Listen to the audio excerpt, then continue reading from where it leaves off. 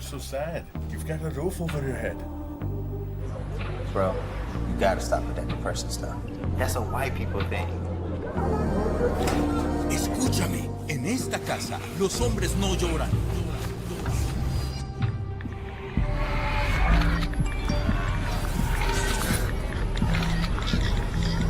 You alright? It just feels like it's coming from everywhere. Do you want to talk about it? Thanks for hearing me out, bro. Appreciate it. You can talk to me if you're feeling sad. Whenever you need to talk, I'm here, okay?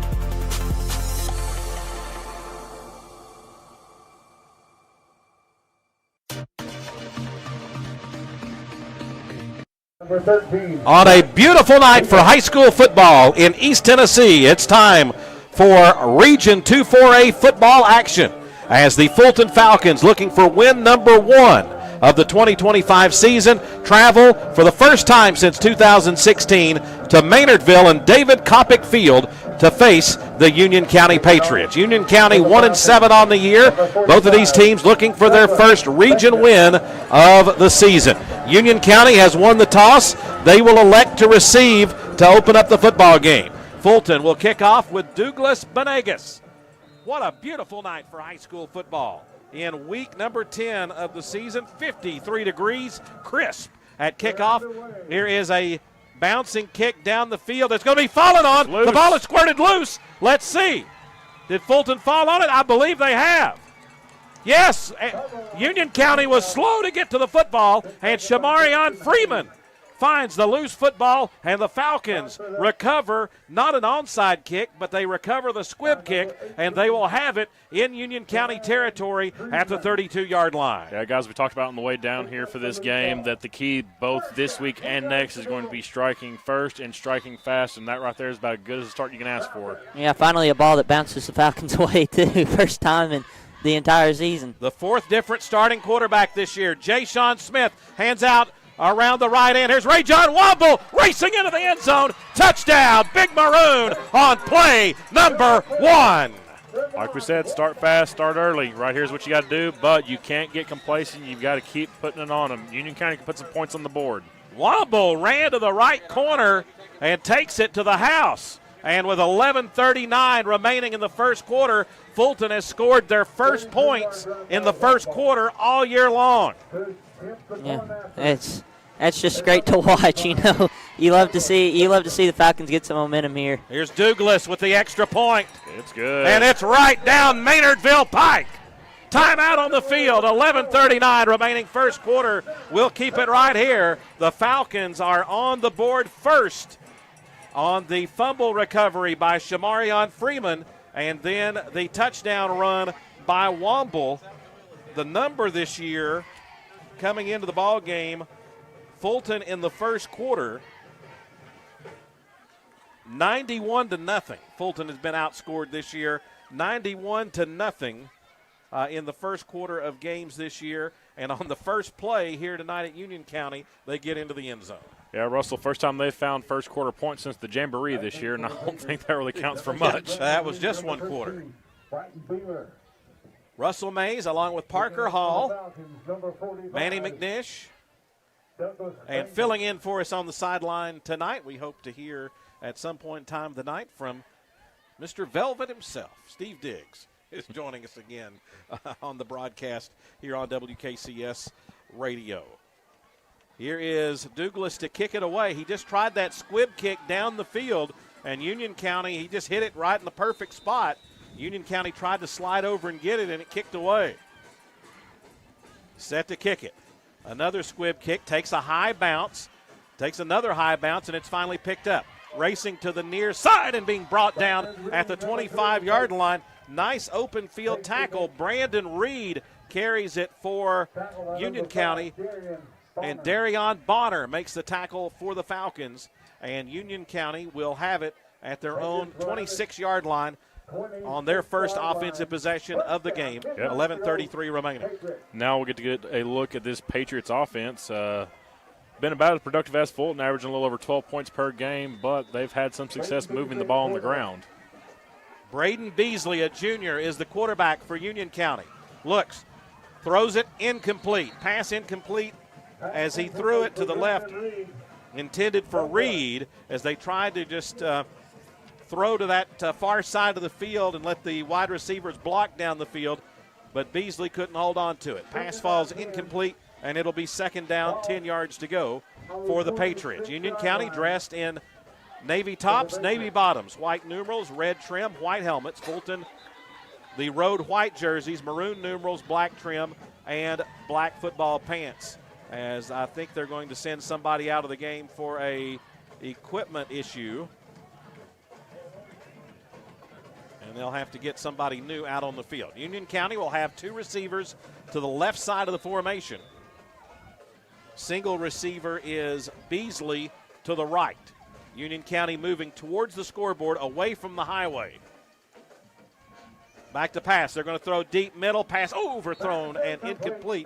The pass by Beasley overthrown as they were trying again to look for Reed in the center of the field. He just air-mailed it a little bit too much. Yeah, had some zip on it. And he had a little bit of separation, but just not quite placed well enough. Yeah, that was probably the best thing that could have happened for Beasley, too. I mean, most of the Falcons had a great coverage on defense right there. 3rd down, 10 yards to go. The Falcons at about 25% this year, allowing 3rd down conversions. They fake the handoff. They throw left. Pass is going to be complete and then cut down immediately. Antonio Hutchinson with the tackle as they threw it to the left to Brighton Beeler. The pass was complete. He'll get it up for about a yard, and the Falcons get the stop as they force Union County to go 3 and out on their first offensive possession of the game. Yeah, Hutchinson's just read that like a book, too. I mean, he was right off that block as soon as the pass got completed. Olszewski will be the punter. High snap. Fulton brings on the pressure. Punt is going to be caught by Whittington. He's hit immediately, but breaks through a tackle. Has a wall set to the near side of the field. 45 has a convoy. 30, 20, 15, 10, 5, 4, 3, 2, 1. To the house. Touchdown, Big Maroon. John Whittington gets to the wall on the near sideline and takes it to the house, and the Falcons lead this football game 13-0. Yeah, Whittington just bounced off that tackle right there, and the Falcons were there to block for him. I mean, there was nobody as soon as Whittington got into that second level, nobody even close to him.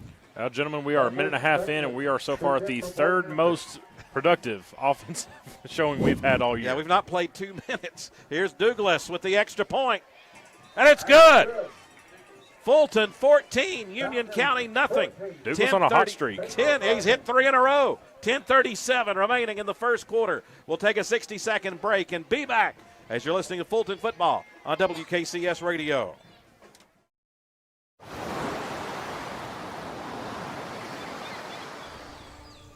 Hear that? That's the sound of your life. Perfectly imperfect.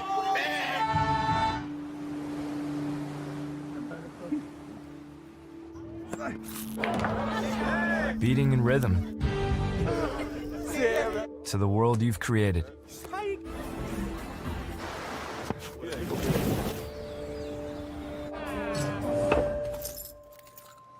But every time you drive after drinking, the music gets drowned out. Your life sounds pretty great. Don't let a buzz ruin it. Buzzed driving is drunk driving. Don't. Falcons set to kick it off. Douglas punches it down the field.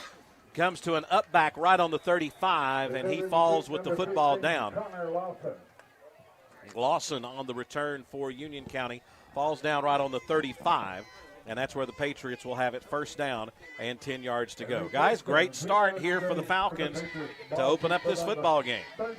Yeah, about as good as you could hope for. I mean, like I said, this is the most offense we've seen all year, and we've seen it in the first 2 minutes. Nope. Yeah, definitely what you needed for the Falcons just to get some momentum going, starting this game off. You haven't really had that the entire season. We're having a little technical difficulty on our video stream, as Union County has it, and there's going to be a flag, as it's going to be encroachment against the Falcons.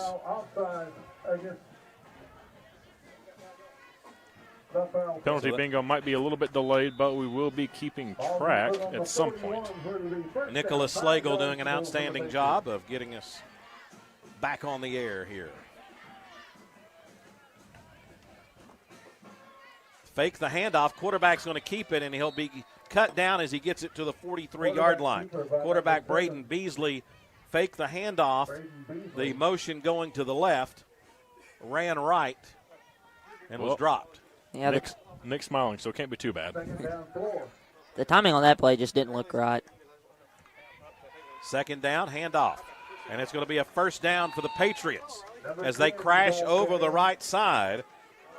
The tailback, Braden Daniels, carries it.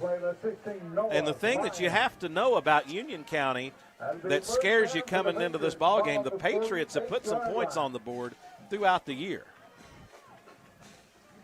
So they have a potent offense. Fulton stacks up, they hand off up the middle, and then Daniels gets pushed forward, almost a reverse tush push. And we have was that a pink flag thrown on the field? Excellent question, Russell. The flag is pink. I don't know if I've ever seen that one. Don't think I've ever seen the pink flag. And the penalty is unsportsmanlike conduct against Fulton.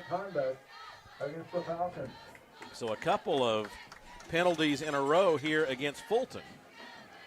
And Union County trailing 14-0. Yeah, no, none of these penalties have been smart for the Falcons. Yeah. I mean, you get up 14-0. I mean, that's just an easy way to blow the lead. Well, and sometimes Keeps when the a drive team alive. hasn't had success and you get some success, you kind of let down just a little bit. So it'll be 1st and 10 for the Patriots at the Fulton 35-yard line, moving towards the scoreboard, towards the ridge. They fake the action on the handoff. Quarterback's going to keep it, and he's immediately going to be corralled as he falls forward for a couple of yards. A little misdirection there in the backfield. The mesh point looked good, but I'm not sure the read was that great. Kamani Lawrence and Jet Burge with the tackle for the Falcons. Gain of 1. Quarterback is Beasley. Fakes the handoff, drops straight back. Looks to throw. He's going to throw it deep down in the end zone. He's got a man, and it's going to be incomplete. In and out of the hands of the intended receiver. He was open for a moment. Intended for 14, Jackson Hayes. It was Hayes, and he just couldn't hold on to it. Yeah, I think he just lost track of it there. I mean, it was right where it needed to be, just in and out of the hands. Yeah, but also a good recovery right there by Womble, who was in coverage. I mean, he got burned off the line of scrimmage and was able to get back and just make that ball contested, which made it a whole lot harder to catch. 9:07 remaining here in the first quarter. Fulton 14, Union County nothing. But the Patriots driving. They're facing a 3rd and 9 at the Fulton 34. And another one. Pistol set, hard count. They get Fulton to jump. No doubt they've watched the film this year. 3rd down and 9 turns to 3rd and 4. 3rd down, 4 yards to go. Pistol set, 2 receivers to the left. Rolls out, pressure on, hit as he throws underneath. Pass is going to be complete, and that's going to be a first down. They threw to the underneath receiver, who is Hayes, and he carries for a Union County first down. Ball on the 21-yard line where the Patriots have first down, 10 yards to go. Union County quickly over the football. Fulton jumps again. Again, Union County's coming to the line with that hard count. And it gets Fulton to jump. Second time it's happened. I believe that's 4 total penalties on this drive against Fulton. First down, 5 yards. 3 encroachments and an unsportsmanlike conduct. Yeah, that's accounted for about half their yards on this drive. Yeah, take it how you can get it. Beasley, the quarterback, drops back, pressure on, and he is going to be sacked. As they wait to blow the whistle, Kamani Lawrence was there. Him and the edge Lawrence both with the come sack. off there fast. They're shot out of a cannon. Well, that takes 1st and 5 and makes it 2nd down 12. Loss of 7 for the Patriots. As we approach the 8-minute mark remaining in the first quarter here from David Kopic Field. Twins receivers to the right side of the formation, the near side, facing the Patriot sideline. Beasley rolls out. And a pass to the near side is going to be incomplete as there was hot pursuit, and I think we're going to have a hold against Union County. Noah Lyons and Lawrence came. He got the ball away, but it looks like he was held just before he was hit, and that is the case. holding against Union County. Fulton is going to take the result of the play here and make it third down. So they decline the holding penalty. Instead of making it second and really long, they're going to make it 3rd and 12. Yeah, there's nothing the line for the Patriots could have done there. I mean, Kamani Lawrence was in the backfield just like that, and the only way to keep the quarterback from getting sacked was to hold him. Ball is at the Fulton 22-yard line. 3rd down and 12 for the Patriots. Pistol formation. Twins receivers to the near side. Now they come in motion. Fakes the handoff. They're going to run a screen near side and immediately hit. The ball came loose as they tried to dump it off, and Noah Lyons was there. They tried to dump it off underneath. The intended receiver. To Daniels. And a big hit by Noah Lyons, and it'll be 4th and 12. Number 23.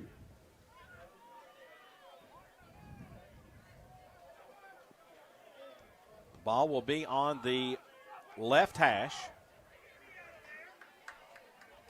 Daniels drops back, pressure on, flushed, and he's going to be sacked all the way back at the 35-yard line. Guess who it was again? Noah Lyons. Huge loss for the Patriots right there. Noah Lyons with the sack. Number 9, Armani Bond.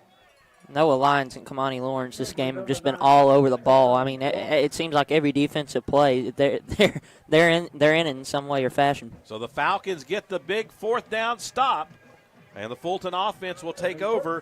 1st down and 10 yards to go. As again, Jay-Sean Smith, Fulton's 4th starting quarterback this year, gets the snap. Pitches near side to Jameel Smith, cutting through traffic and will be slung down as he gets it up to about the 43-yard line. Jet sweep coming around the left side, and Smith gets the 1st down for the Falcons. Yeah, it looks like a lot of jet sweeps and reverses are going to come for the Falcons. I mean, last game against Gibbs, that's how the Falcons scored their only touchdown. That's how the reverse was how they scored their first touchdown today. Ball at the 44-yard line. Double twin set for the Falcons. Womble's the running back. Smith throws it out. Pass is going to be complete in traffic. And getting it up to the 45 is going to be Chaz Wood. But I think we have a penalty flag thrown against Fulton. The flag was not a pink flag.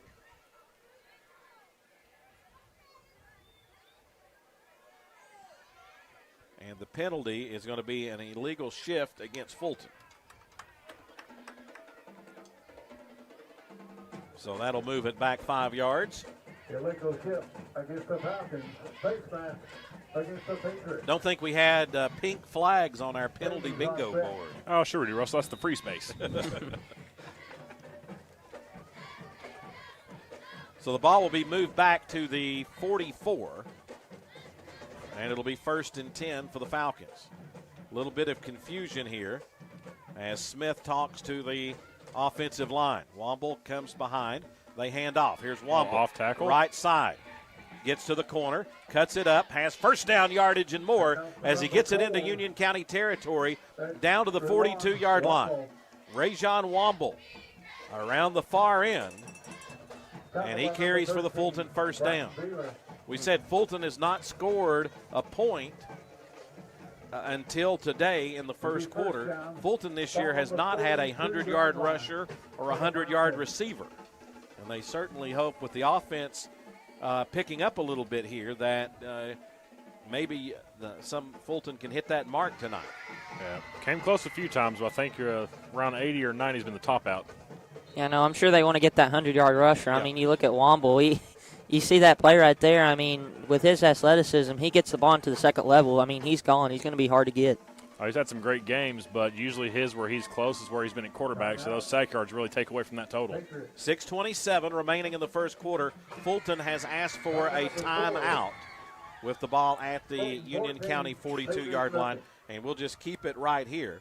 Reminding you, this is the 9th game of the season. Fulton looking for their first win of the season. Next week, Fulton returns home for senior night, and it will be on a Thursday night the 30th, as Fulton takes on the Cherokees of South Doyle. Another region game this evening. South Doyle taking on Anderson County tonight in region play. Other games involving region teams. Anderson County at South Doyle, Carter at Alcoa, and Heritage at Gibbs. So some big games tonight in the region. Womble will be at the quarterback now for the Falcons. He's going to fake the handoff, keeps it right up the middle. Now bounces to the right, waits on block, spins, and dives forward as he gets it down to the 25-yard line. Rajon Womble on the quarterback keeper carries for another Fulton first down. Yeah, I think that's just Womble's experience showing right there, especially with that. It looked kind of like a read to me. It looked like he might have been able to pass the ball, but ultimately hole opened up in the middle and he's able to run it. Fulton worked all three quarterbacks available in practice. So we've seen Jay-Sean Smith, and now Womble kind of working the Wildcat formation as Fulton has a stack of two receivers to the left and twins to the right. Womble gets it, turns on the jets, is going to run over a tackler and be brought down at about the 2-yard line. Fulton had a lot of confusion on the far side, and I think Coach Joe Davis, the head coach of the Patriots, is trying to plead his case with the official as he was standing down about the 15-yard line, barking, wanting a penalty against the Falcons, probably for motion. Yeah, I don't think Womble was quite ready for that one because, I mean, whenever he took that snap, he just kind of stood there with the ball out like he was waiting for someone to come across and take the handoff. Either that or he's just gotten real bad at ball security. We apologize for some of the technical difficulties that we're having as you see the WKCS Radio logo on the screen, worn by Jack McCulley. First and goal from the Falcons from the 2. Womble gets it. Rolls left, races for the corner, and gets in. Touchdown, Big Maroon. Rajon Womble, his second touchdown run of the game, and Fulton increases the lead to 20-0. Yeah, there's something that you haven't seen really at all this year. I mean, Womble got the ball, and he waited on his blockers. Usually he's just out and trying to outrun everybody with his speed, but he really waited on his blockers there, was able to get to the edge and get in for a touchdown. Douglas Benegas to attempt the extra point. 5:33 remaining in the first quarter. Here's the snap.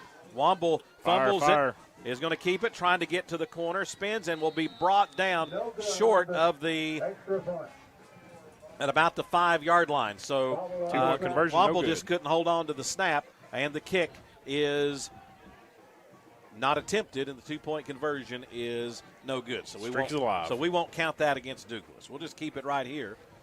As okay, so let's do take a break right here. We'll take a break and be back in 30 seconds. 30-second break. We'll be back.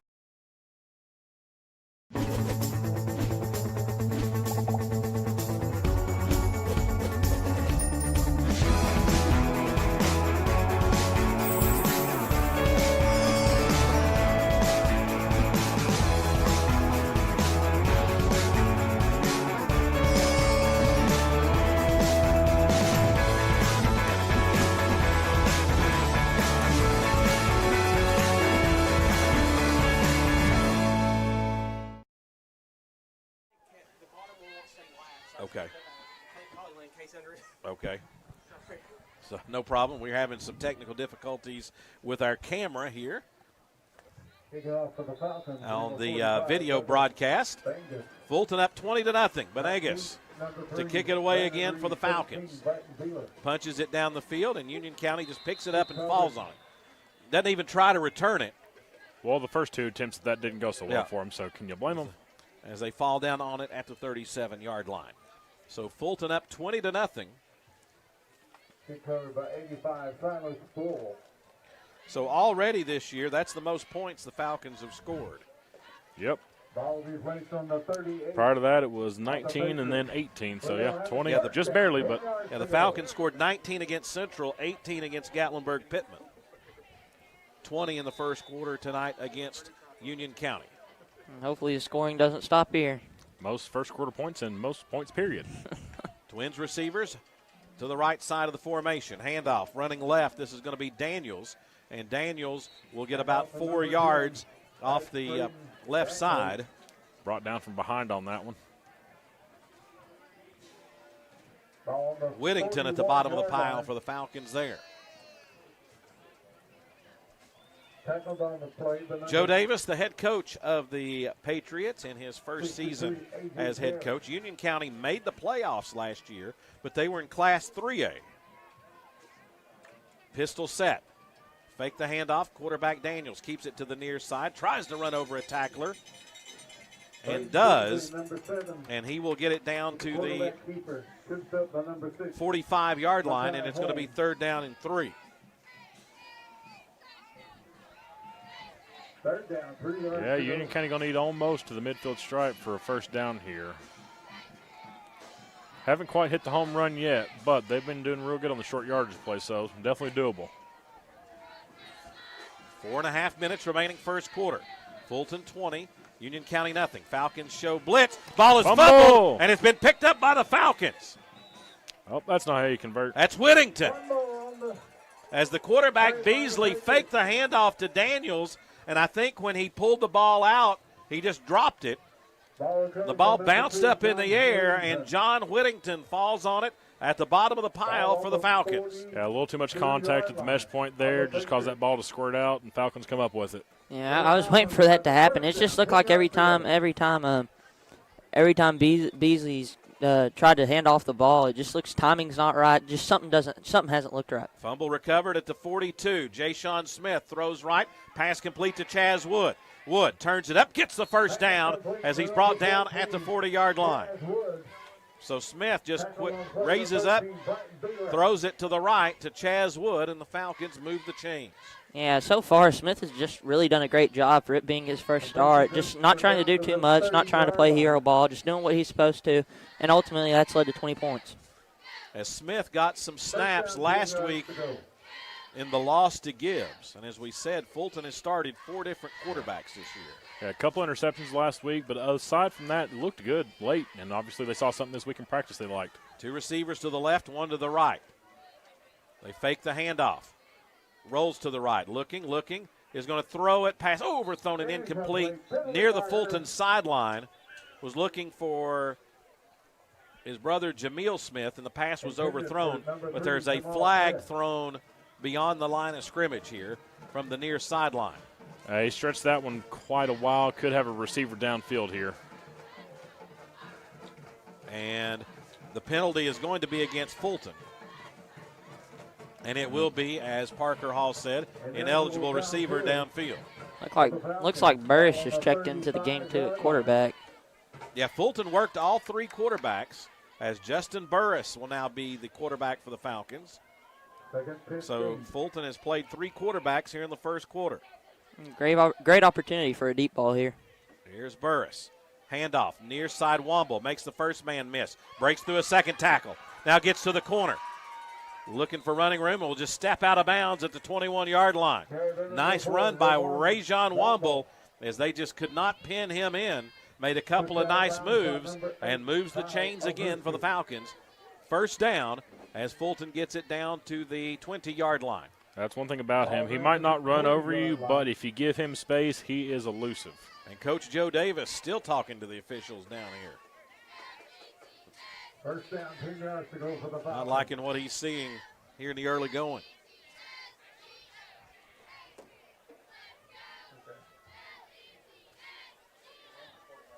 Two H-backs this time for the Falcons with a single running back, Burris. Fakes the handoff to Womble, rolls to the right, dumps it out. Noah Lyons, pass complete. Noah Lyons, 10, 5, 4, 3, 2, 1. Touchdown, Noah Lyons. His second touchdown reception of the year as they dump it off on the right side to Noah Lyons. He gets to the sideline and races into the end zone for the touchdown. Yeah, that's just a great play call. I mean, Union County's seen so many runs in a row, and now they're kind of playing into the run, and you just run out, run a boot, and you're able to get Lyons wide open.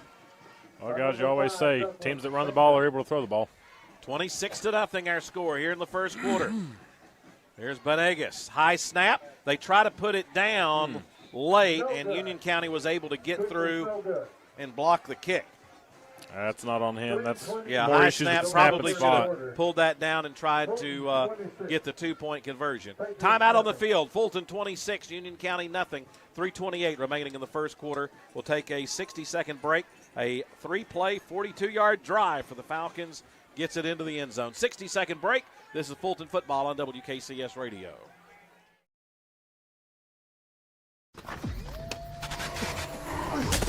Multiple studies have shown that marijuana can slow both driver reaction and response time, which can be really dangerous. It's here. It's here. Wait. What? I can't drive. Why? My. Oh.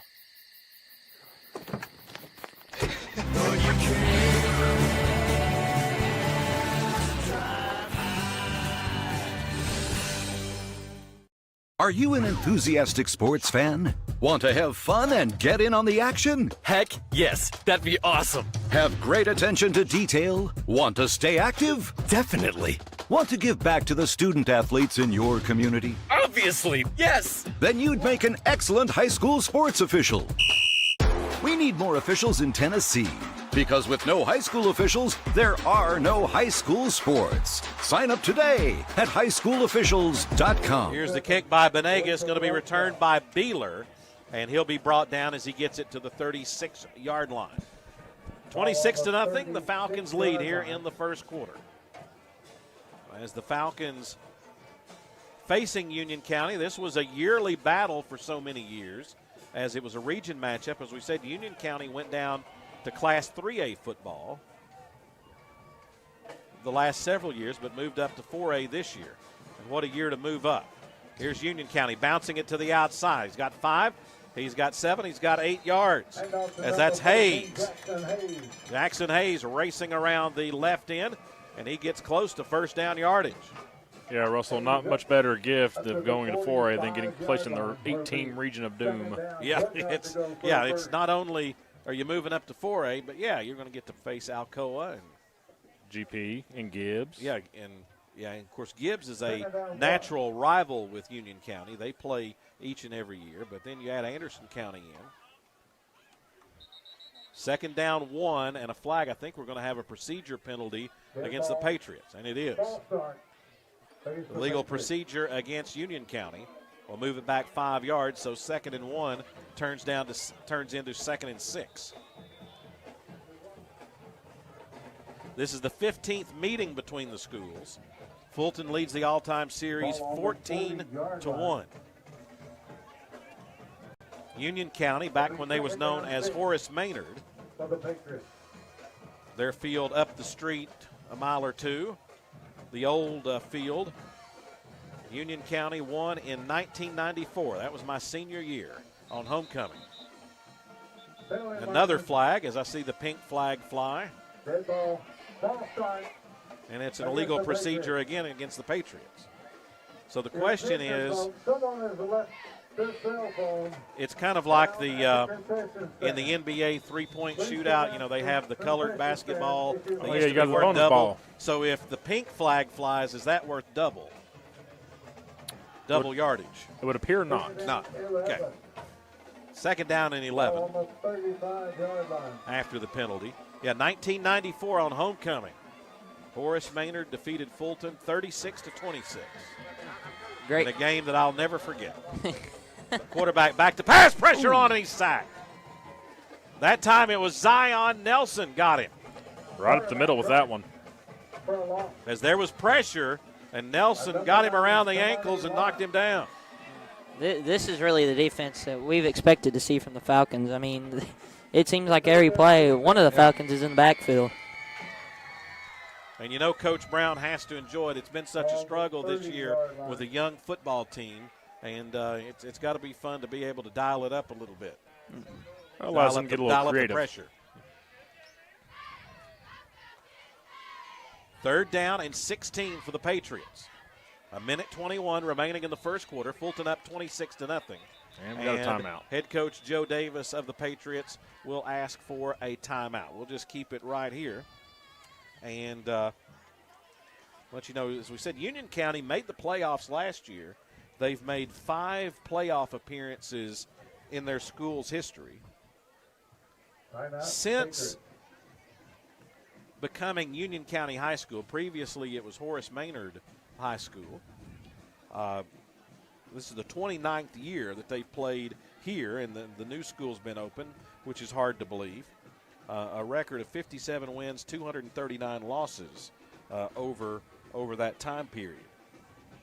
Best season for Union County was 2018. They went 6-5 and made the playoffs. That's when they had Larry Kerr as head coach, who was coach at Halls, won a state championship, went to Anderson County, had some really good teams, and then came here to Union County and got things moving in the right direction for a couple years. And around the same time, they were able to get this beautiful turf football field here.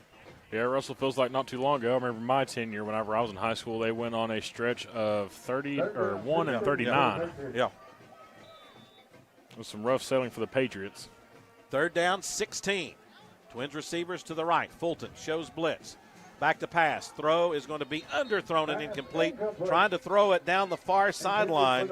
Beasley just underthrew it as the pressure was coming again. And that time I believe it was from Walter Williams. Pass is incomplete. It'll be fourth down. And it appears the Patriots are going to drop the punter into the ball game. That's unfortunate. He had 13 going down towards the midfield logo. If he leads him a little bit, he could probably get that completion and save the drive, but opts to go for the sideline pass and comes up snake eyes. Kyle Ovzuski to punt it away. Gets it, takes a step, punts it away. Beautiful kick. Is going to take a bounce and roll. Whittington let it bounce, and Union County is going to touch it down at the 31-yard line, and the Fulton offense will have it 1st and 10 with 1:08 remaining in the first quarter. Fulton leading this football game 26-0. We said Fulton has had a rough start to the year, 0-8, but they've played one of the toughest schedules in the state of Tennessee.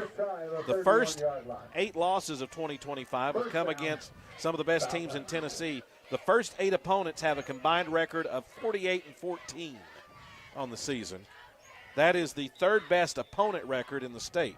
The only schools better, Chattanooga Prep, 51-11, their opponents, and CPA of Nashville, 51-12.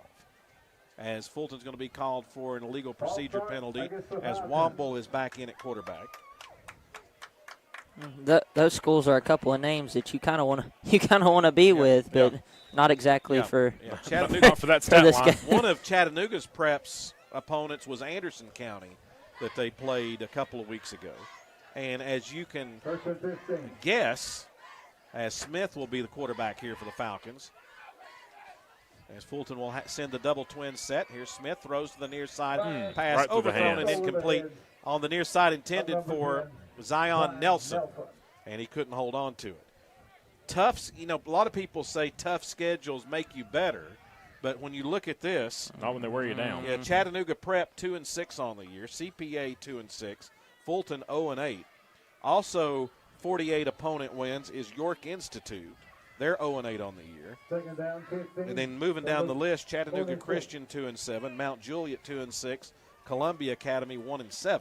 So those schools that have played tough schedules have not had success. Here's Jameel Smith running around the right end. Breaks through one tackle, stays up, trying to get to the sticks and will be blasted out of bounds as he gets it past the 35, and they'll say he stepped out at the 37-yard line.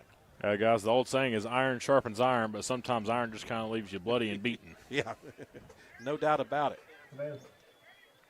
So you've got to try to find a balance. Just this year, the non-region games for the Falcons were against some of the best teams around, a defending state champion, Central, who's been red hot all year, Gatlinburg-Pittman, who's undefeated. Really good teams. And then everybody Fulton has faced so far in the region are having great years. You give your kingdom for a cupcake. 3rd down and 4. Womble will be the quarterback. Out of the pistol, handoff. This is going to go to Waco Upshaw. And here's Waco running, and he gets the first down in Union County territory at the 40. That's his best run of the year. Of course, Waco was injured for the first part of the year in that first scrimmage. And to add insult to injury, Fulton's first scrimmage was against Oak Ridge, who's undefeated on the year. So it's been, you're taking a young team and just Fulton, just the circumstances kind of got thrown to the wolves. First down, 10 yards to go. Ja'Shawn Smith at quarterback. Double twin set. Almost dropped the football. Rears back, throws it deep, middle pass, almost intercepted. Trying to get it to Jameel Smith in the center of the field. Dangerous crossing route right there. And the pass was broken up by Beeler. Yeah, if that snap would have been handled just like if it hadn't been bobbled, that probably would have been a catch from Jameel Smith. I mean, he had the guy beat, but then the safety just came in right at the last second and was able to swat the ball down. Yeah, Ja'Shawn almost did like the between the legs thing, the basketball, like the basketball with the snap, and still got the pass off. Well, basketball's right around the corner. 2nd down 10, fakes the handoff. Ja'Shawn is going to have to run it, trying to get to the sideline, cuts it up, and then is hit late out of bounds. There we go. Hit late out of bounds. Not what he was looking for. He got out of bounds, and then the flag threw. So we're going to add 15 yards to the end of this one. And Fulton's going to have another 1st down as Smith hit hard out of bounds. I don't think it was a pink flag this time. No, that one hurt. So personal foul against the Union County Patriots. Yeah, I don't think Smith was expecting to get hit. He was trying to get out of bounds. Well, he was out of bounds, and then he just out of the blue. Hence the flag. So it'll move the football down to the 24-yard line of Union County. Fulton leading 26-0 with 14 seconds remaining before the end of the first quarter. And we have an encroachment against Union County. Offsides against the Patriots. So that'll be 5 more yards, makes it 1st and 5. And we move the ball to the 19. Running backs right at the shoulders of the quarterback, Smith. Pump and go. Smith fakes, looks to run. Now he's going to have to run it. Waits on a blocker and will be sacked, and then flips the ball to Womble coming to the near side. Here's Womble getting it inside the 20 down to the 19. Talk about something out of nothing. I don't know what happened there. I don't know if he fumbled it or if he pitched it. The pink flag is on the field at the 20, and he just kind of pitched it to Womble, and I don't know if they're going to say it was a forward pass or what here. Holding against Fulton, so it doesn't matter. I think I'd take the penalty over the loss of down there. Well, it feels like we've had more penalties than points here in the first quarter. You know, with a normal offensive outing, that'd be true, but we're actually playing offense tonight. In the first quarter, 26. So that will be the end of the first quarter as Fulton will be penalized with a holding penalty through 1 quarter here in Maynardville at David Kopic Field. Fulton 26, Union County nothing. Back in 60 seconds as you listen to Fulton football on WKCS Radio. For decades, I've taught you everything I know.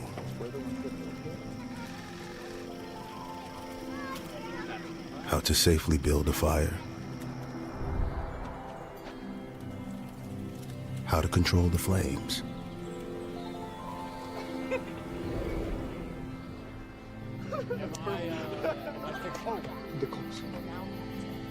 What to do with hot coals. How to secure your chains.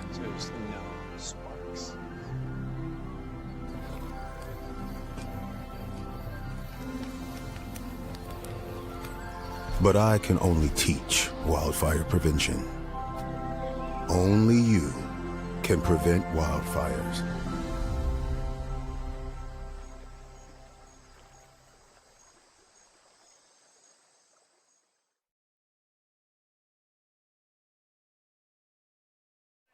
Second quarter action set to get underway on a rather crisp night here. I don't think anybody quite anticipated it being this cool this evening.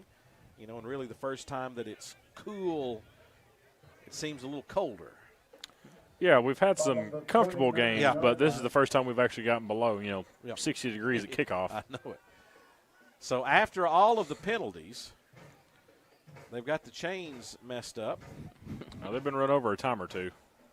As the chains are behind everybody as if we were going the other direction. So we had a holding penalty.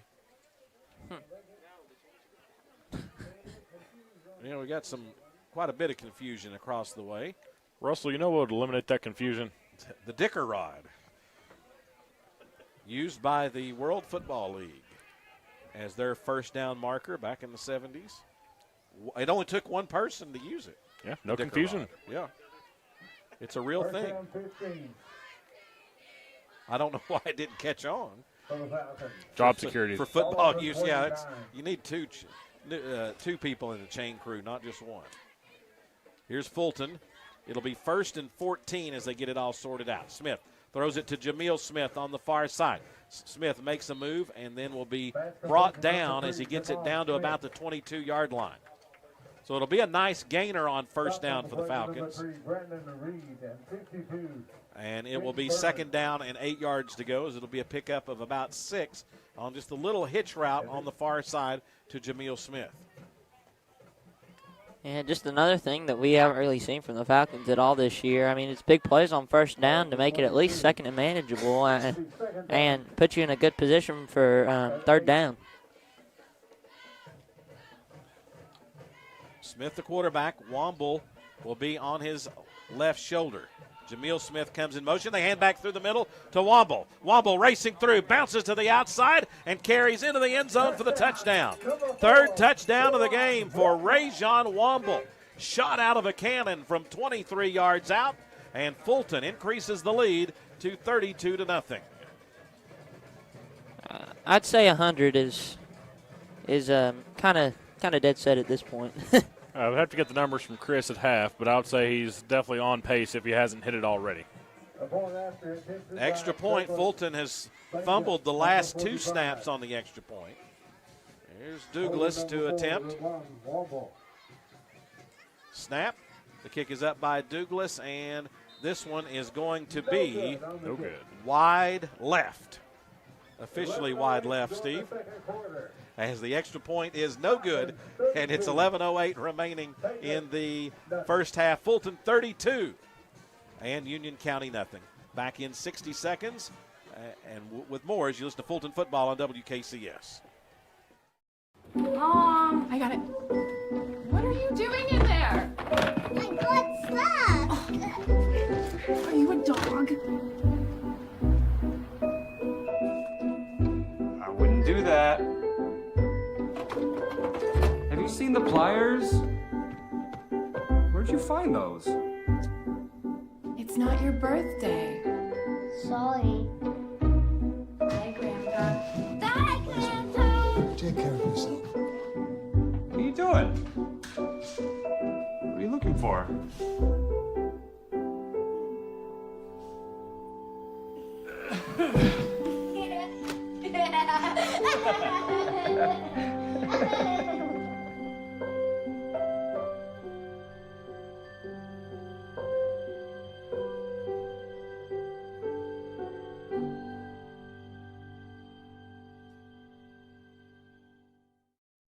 The kickoff hits one of the upbacks, bounds down the field, and it's going to be recovered by Union County at the 41-yard line. And as Union County gets ready to come out on offense, let's go down to Steve Diggs on the sideline. I'm here with Athletic Director Rob Black. Rob, give us some updates on what's going on in the department with Fulton. Absolutely. We're finishing up our fall sports right now and getting ready to start our winter sports, which is boys basketball, girls basketball, and wrestling. And so got a new jumbotron for the gym, so we're excited about getting our kids on that and creating some things and giving the fans a good experience. Well, thank you. Look forward to seeing basketball coming up. Yes, sir. Thank you. Thanks a lot, Steve. 1st and 10 for the Patriots. At their own 43-yard line, Fulton stacks up the line of scrimmage. Handoff, hit and dropped in the backfield. It was Lyons that got through. And as they went to Hayes, and he's dropped for a loss. I tell you, defensively, the senior Noah Lyons having a big night so far for Fulton. Yeah, I mean, it just seems like he's been on the ball. I mean, every play, he's involved in every play in some sort of fashion. I mean, he even scored a touchdown on offense, too. So, loss of 3, 2nd down 13 for the Patriots. In the shotgun, 2 receivers left, 1 to the right. Drops back, pressure on, breaks through 1 tackle. Fulton had him. Now he's going to dump it off, pass down the field. Going to be complete. Nice play as Beasley was almost sacked, and he dumps it off down the field to Beeler, and that's going to be a first down for the Patriots. Yeah, Patriots' biggest gainer of the night, putting them on the other side of the field. Now they're knocking on the door of the red zone. Great play by Braden Beasley, as he was almost in the grasp again of Noah Lyons, but he broke out, ran to the right, and kind of off his back foot flicked it down the field.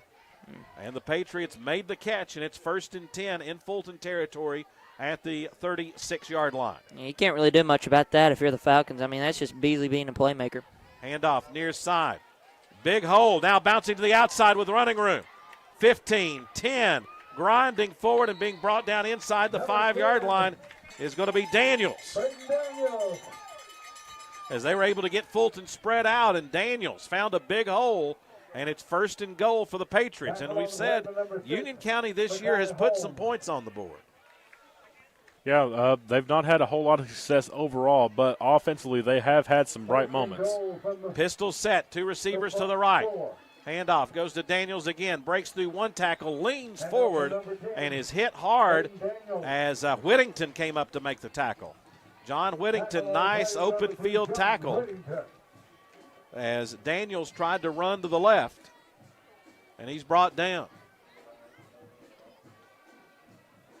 9:15 remaining, first half. Fulton up 32-0. But Union County trying to get on the board as they face 2nd down and goal to go from just inside the 5-yard line. 2 receivers set will be on the left side. Lone receiver to the right. Beasley keeps it, and he's going to go into the end zone for the touchdown. Fake the option and then cut it up. And Beasley, give him a lot of credit on that drive. A nice pass and a nice run for Braden Beasley. And Union County on the board for the first time tonight as they cut the Fulton lead to 32-6. Yeah, Fulton had everything covered, but they did not have the container out there, and he had just enough green grass to squirt through for 6. Tanner LaRue, extra point, and the snapper is going to get it, and he's going to be dumped out of bounds on the 2-point conversion. It was Beeler, took the snap and tried to run with it, and Fulton sniffs it out, and the 2-point conversion attempt is no good, as we've seen a plethora of bad snaps on extra points so far in this football game. Fulton 32, Union County 6, 8:52 remaining in the first half. Back in 60 seconds with more as you listen to Fulton football on WKCS Radio. I'll see y'all.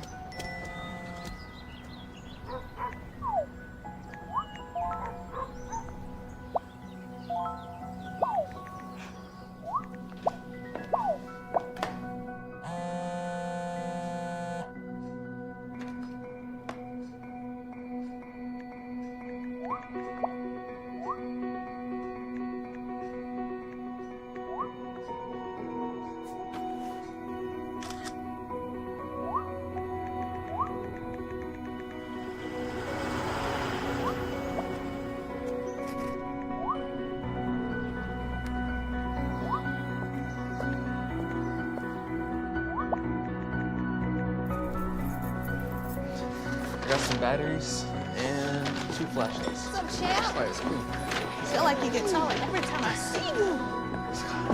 Congratulations, Brandon. Patriots on the board. Here's the kick. Short kick is going to be fielded by Darion Bonner at the 22. Here's Darion trying to get to the Fulton sideline. Does 40 and will get near midfield and then be drug out of bounds. Nice return by Darion Bonner on the kick for the Falcons as he got to the wall. And Fulton's going to have great field position here. Bonner back to the 49-yard line. Didn't quite get it to midfield. They'll say he was stopped at the 49. Alcoa already up on Carter 28-0 early in their game. Anderson County has an early lead on South Doyle, who's next week's opponent. Fulton will go trips to the right side, as we'll see Kieris Cox for the first time this year, who's been out all season with an injury. They're going to throw, looking for Cox on the go route. Pass is incomplete, as it was Burris trying to throw it deep. Good coverage by Union County. Kieris was Fulton's most experienced turning receiver as a sophomore. He played a lot last year, but broke his collarbone in the scrimmage against Northview Academy and has missed all season. And he was so excited to get back out. He's a two-sport player, also plays on the Fulton basketball team, and Fulton trying to give him a little love with the go route there on first down. But it's good to have him back, and so good to see him have a great attitude about coming back with just 2 games left. 2 receivers to the right, 1 to the left. Handoff through the middle is going to go to Upshaw. Breaks through a tackle, breaks through another tackle. Has a first down and more as he grinds his way inside the 40 down to the 36-yard line. And we're seeing Waco show a little fire at running back. All right, you like to see Waco get involved here too. I mean, he was injured too for he the got start of the season. In the right at the beginning of the Oak Ridge scrimmage, Fulton felt like he could be a big help at the running back position, and he had a real gnarly injury to start out the season. So you're getting these guys back healthy at the end. Trips to the right. Union County shows blitz. Now they back out of it. They're going to throw to Cox on the screen. Gets it down to the 30, and then the ball is fumbled as he fell down to the ground. So pass is complete to Kieris Cox. Tackle on the play, the number 3, Brandon Reed, and number 50, Trey Cates. Gain of 4. Nice gang tackle there by the Patriots. Second down 6. And it'll be second down for the Falcons. 7:41 remaining until halftime. Fulton 32, Union County 6.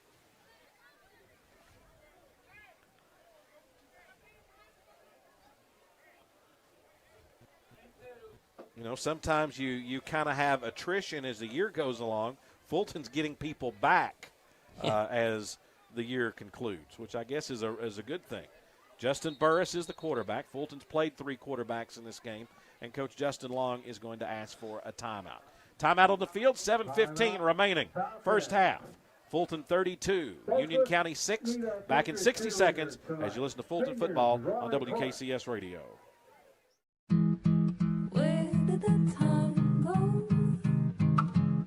Somehow I lost all those years. Where did the time go? I don't know how I got here. Or how did I get here?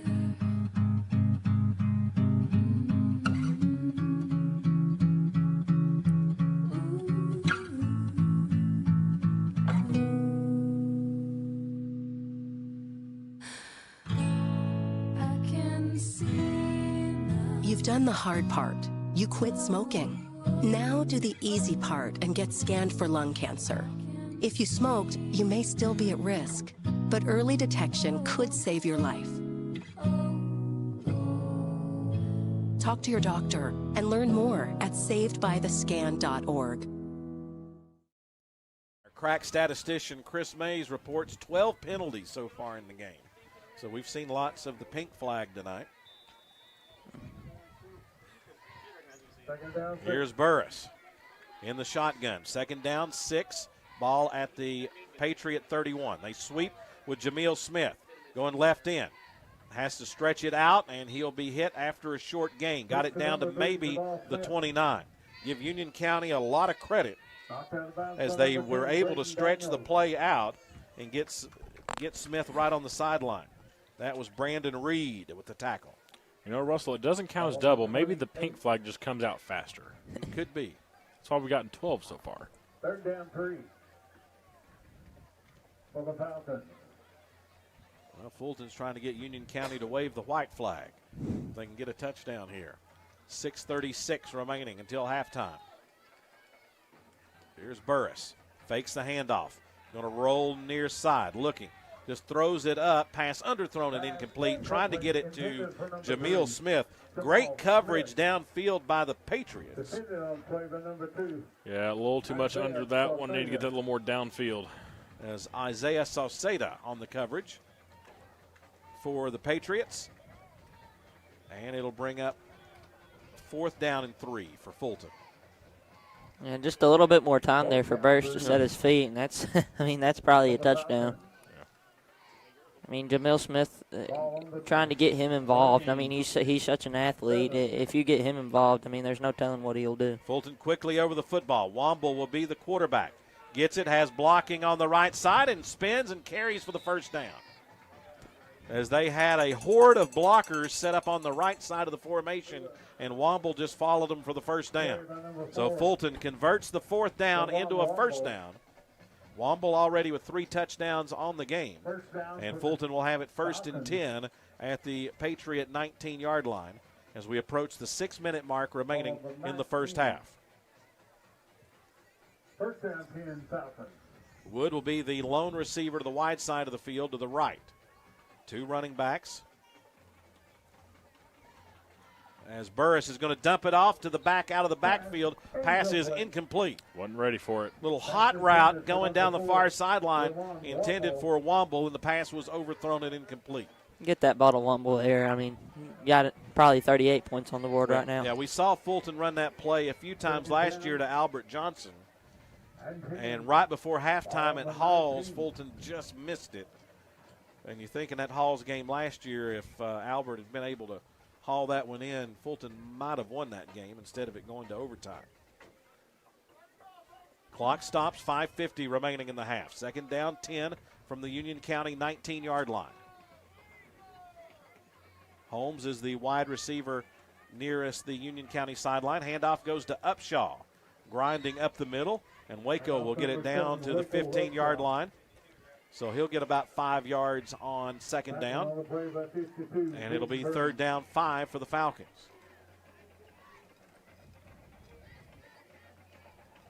Seeing lots of different people play in the skill positions for the Falcons tonight, and that's a good sign as you try to build for next year. Again, the Falcons will not be in the playoffs. First time since 2008. Fulton will miss the postseason. Hey, there's a chance. But you're trying to end on a high note. Here's Burris. Handoff. Fakes the double reverse, and no blocking as Upshaw got it. Faked it to Smith going back to the left, and Union County didn't buy it. Daniels with the tackle for the Patriots. And it'll be 4th down and 9. Passing situation, you could say.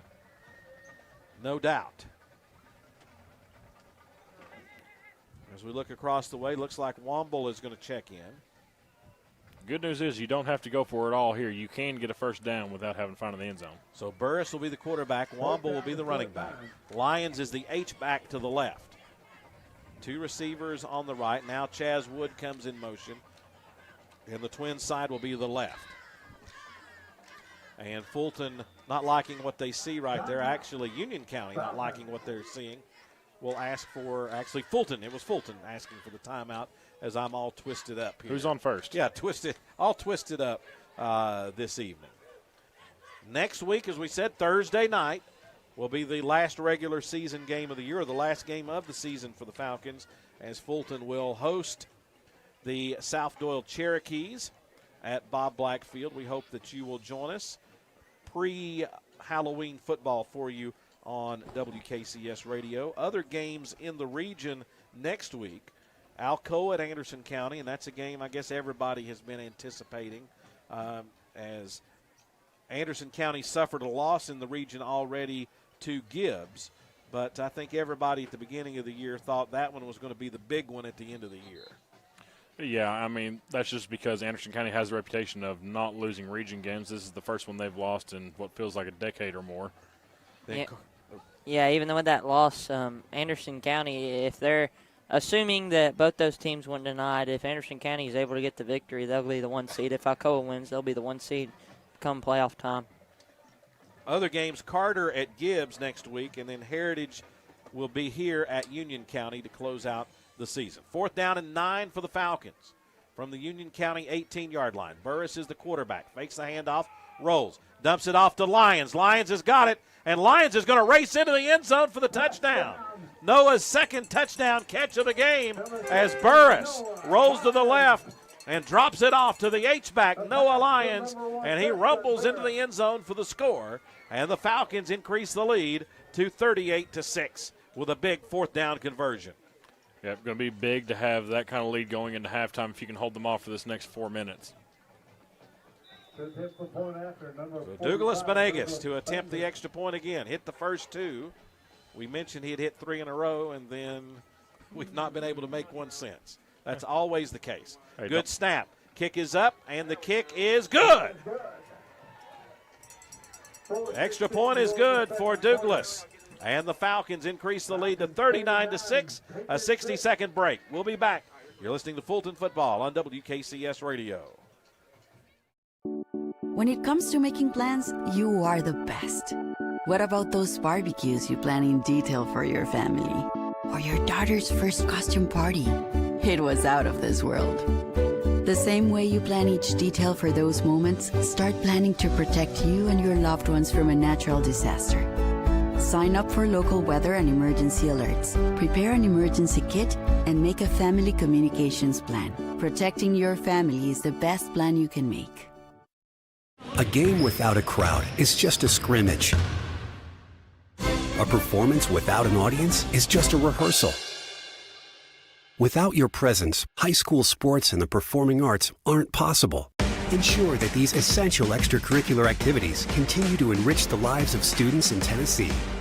Purchase a ticket to your local high school's game or performance. This message presented by the TSSAA. Falcons set to kick it off again, leading 39-6 here in the first half. Douglas going to kick this one deep. And this one is going to take a bounce, and it's going to roll out of bounds. So it'll be a procedure penalty, and Union County can elect to kick it again, or they'll take it at 35.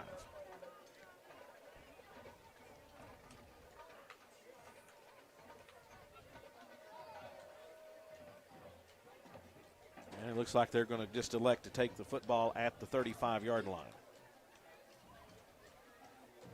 Well, Union County put together a nice drive the last time and quickly went down the field and got a score. Yeah, big explosive play by the quarterback, Beasley.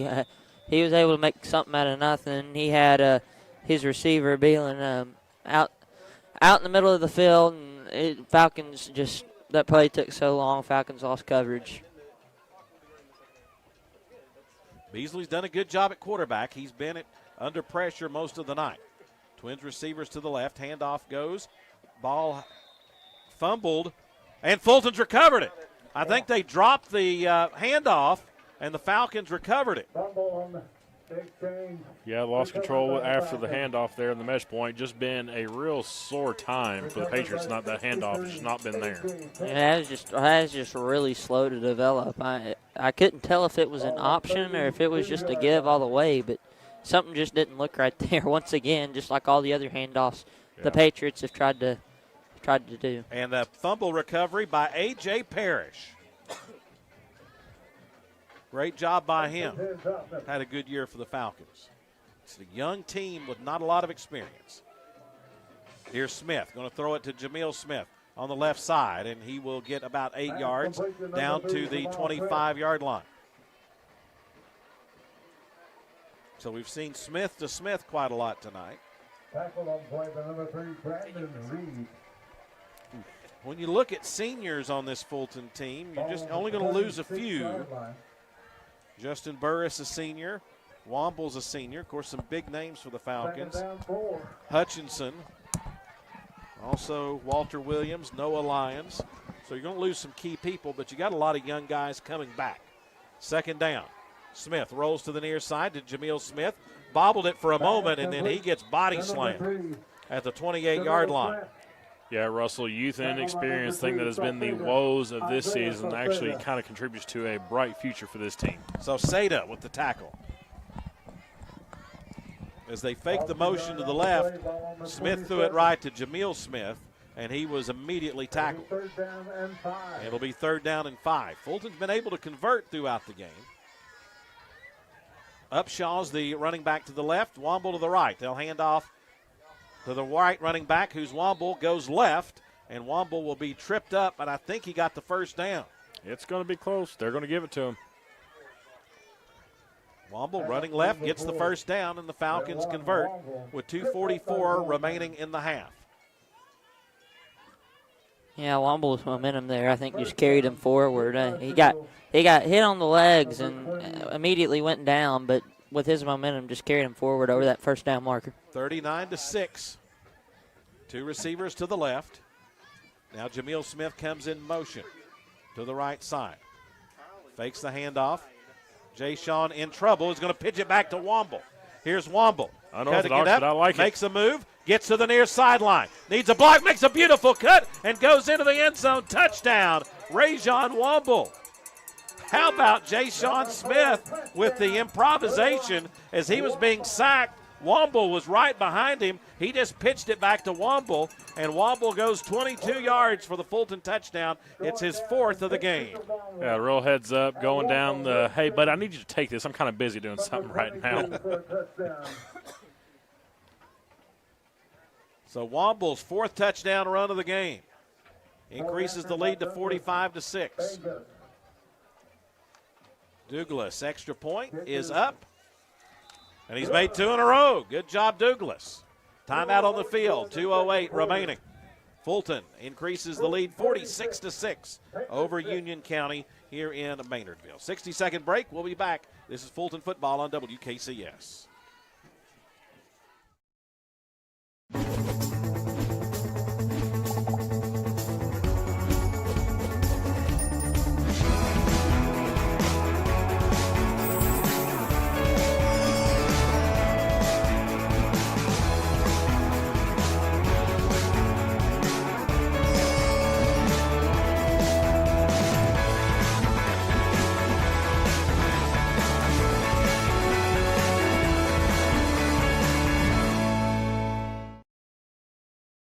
A game without a crowd is just a scrimmage.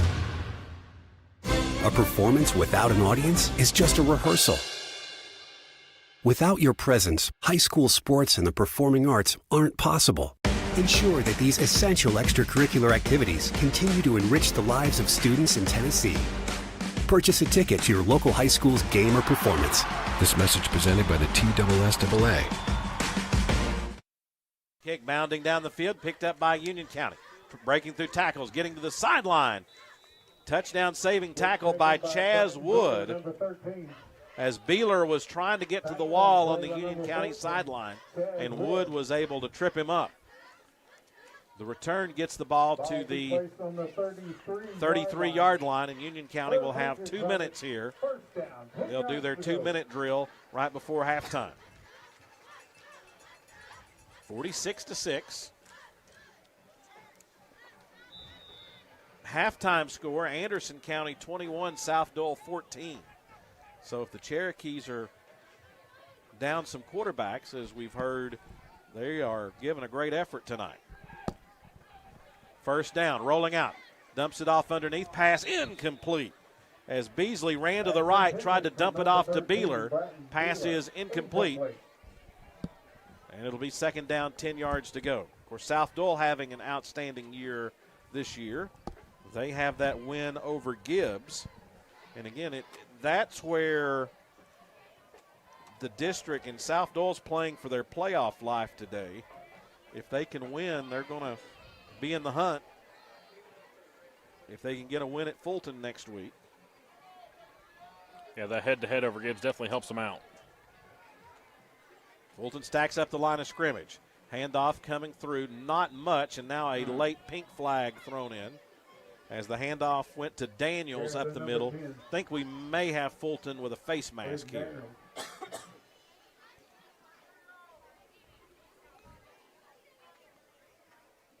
And the penalty is face mask against Fulton. So that'll tack on 5 more yards to the end of the run, moves it up to the 40. And it will be second down and about 3 here for the Patriots. Ball on the 40-yard line. Minute 48 remaining.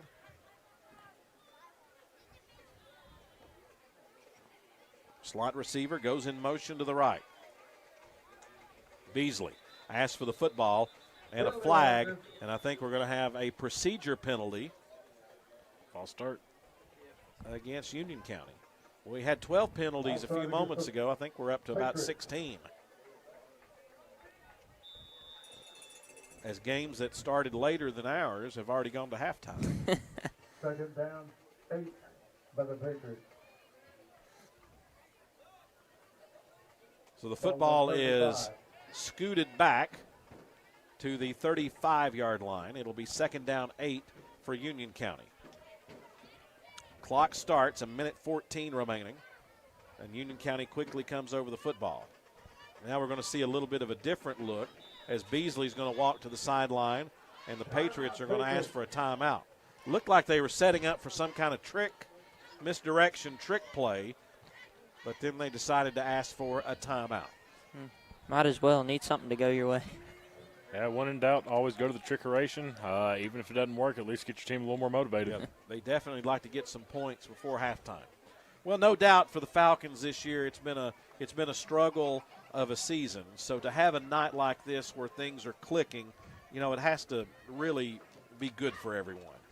Yeah, and definitely helps going into next week where you have another region game. At least 2-8 is a whole lot better than 0-10. 1-8, but you got to get there first.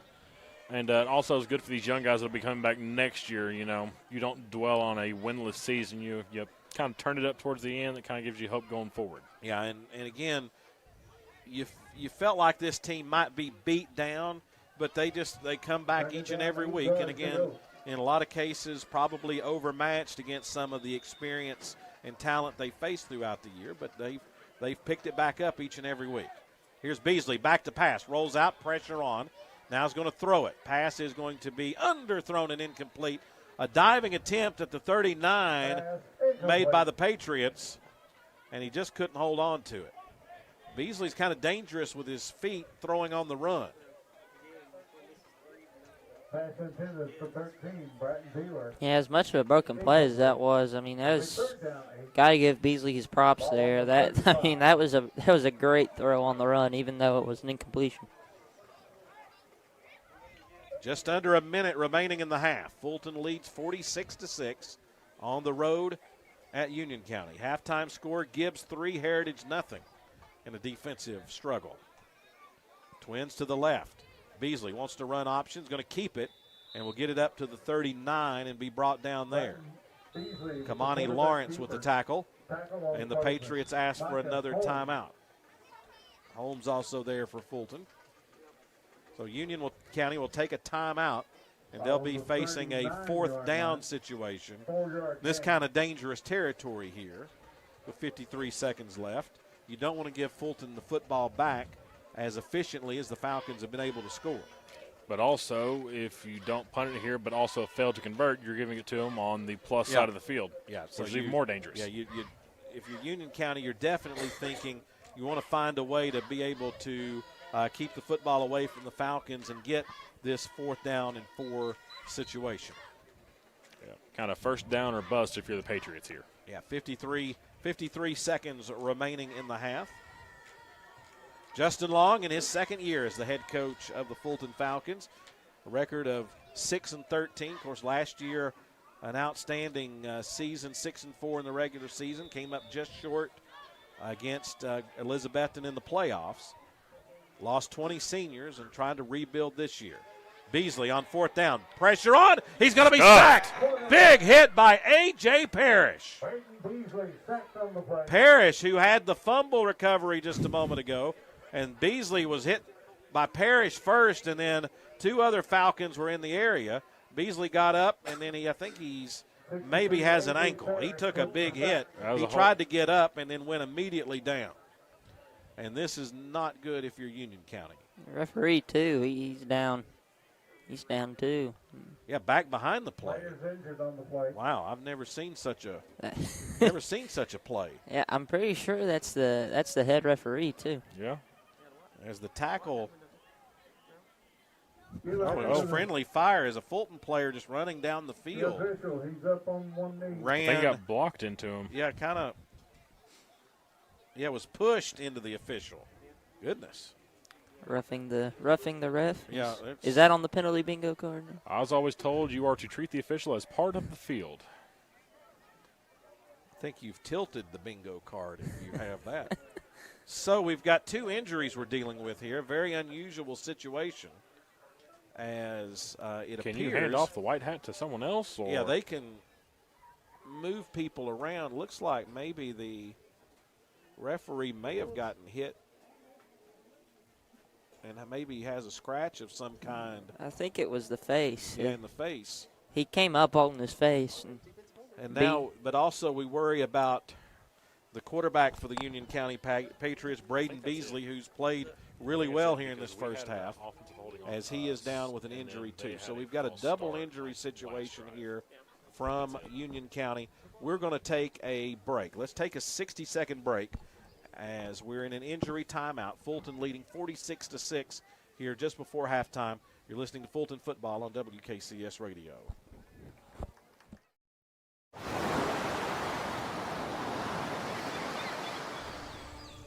Hear that? That's the sound of your life. Perfectly imperfect.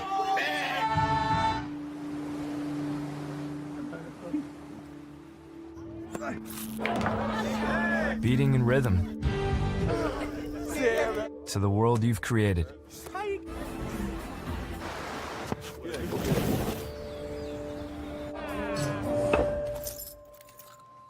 But every time you drive after drinking, the music gets drowned out. Your life sounds pretty great. Don't let a buzz ruin it. Buzzed driving is drunk driving. Don't drive buzzed.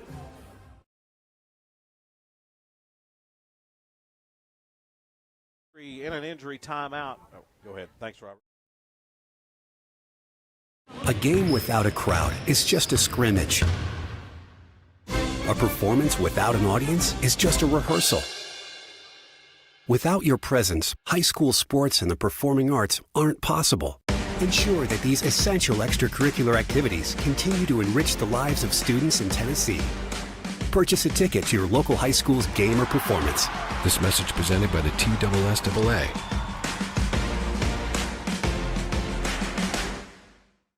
Are you an enthusiastic sports fan? Want to have fun and get in on the action? Heck yes, that'd be awesome. Have great attention to detail? Want to stay active? Definitely. Want to give back to the student athletes in your community? Obviously, yes. Then you'd make an excellent high school sports official. We need more officials in Tennessee, because with no high school officials, there are no high school sports. Sign up today at highschoolofficials.com.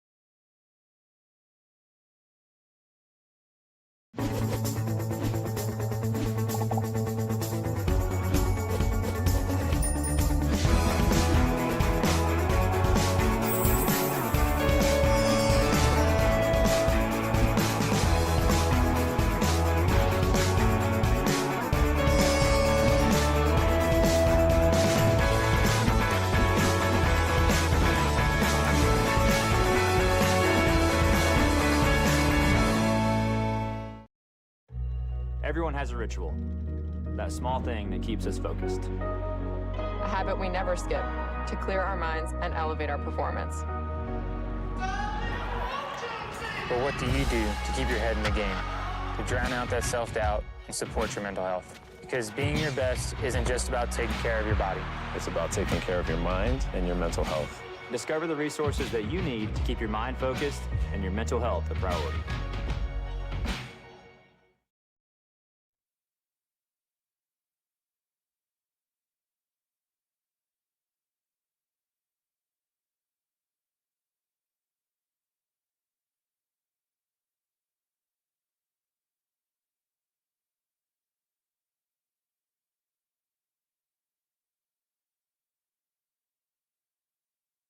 Here at Union County, as Fulton was able to run a snap, and just to keep Braden Beasley in your prayers, quarterback for Union County, in a significant level of discomfort. He was helped off the field, and he took a pretty good hit. First down, 10 yards to go for the Falcons. Fulton on the play after the timeout goes to Waco Upshaw for a big gainer. There's 9 seconds remaining in the half. Fulton has it 1st and 10 at the Union County 14. The handoff goes to Upshaw again. Bounces to the outside, stays up, breaks through a tackle, breaks through another tackle, and carries into the end zone for a touchdown on the last play of the first half. Waco Upshaw on the left side. What a tough run by him, and he gets the score for the Falcons.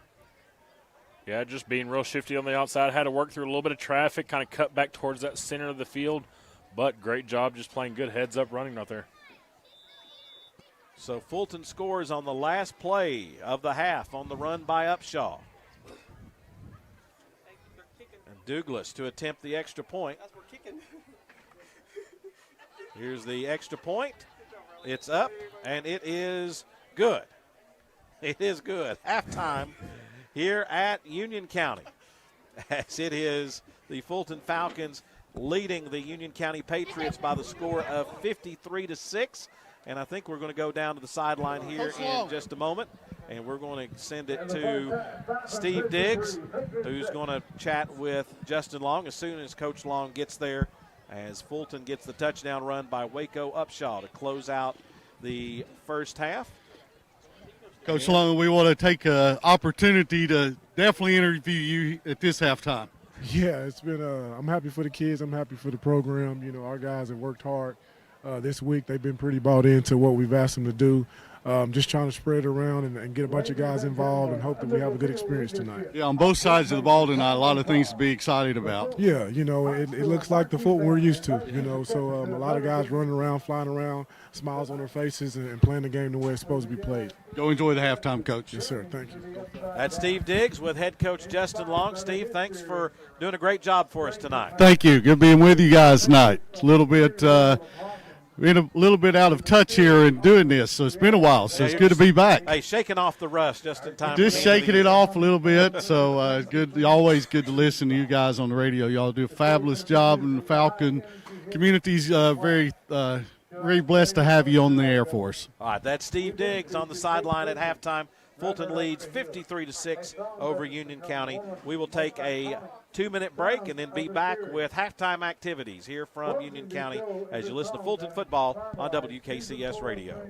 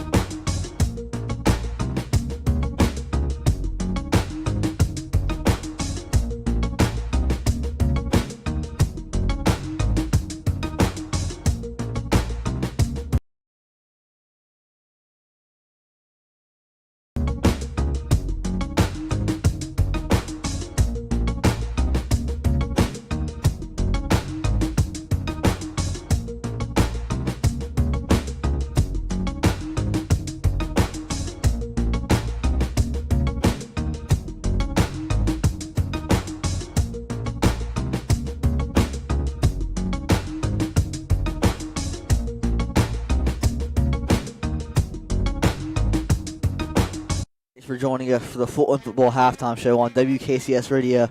I'm Trace McCulley, joined here by Manny McNish and Jack McCulley, as Fulton leads Union County 53-6 at the half.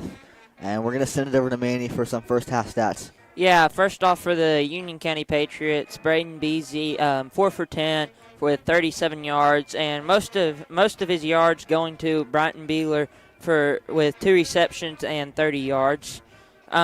We don't expect to see Beasy again. He took a big hit at the end of the half there, and he looked really shaken up. And I think he left the first half early, went to the locker room, and then Braden Daniels, rushing wise for Union County, had 5 rushes for 38 yards, and then for the Falcons, Jay-Sean Smith started the game off for the Falcons, freshman. He went 5 for 6 and had 45 yards and a touchdown, and then Justin Burris checked into the game late, and he had 3 completions, and he had 45 yards and 2 touchdowns to go along with it.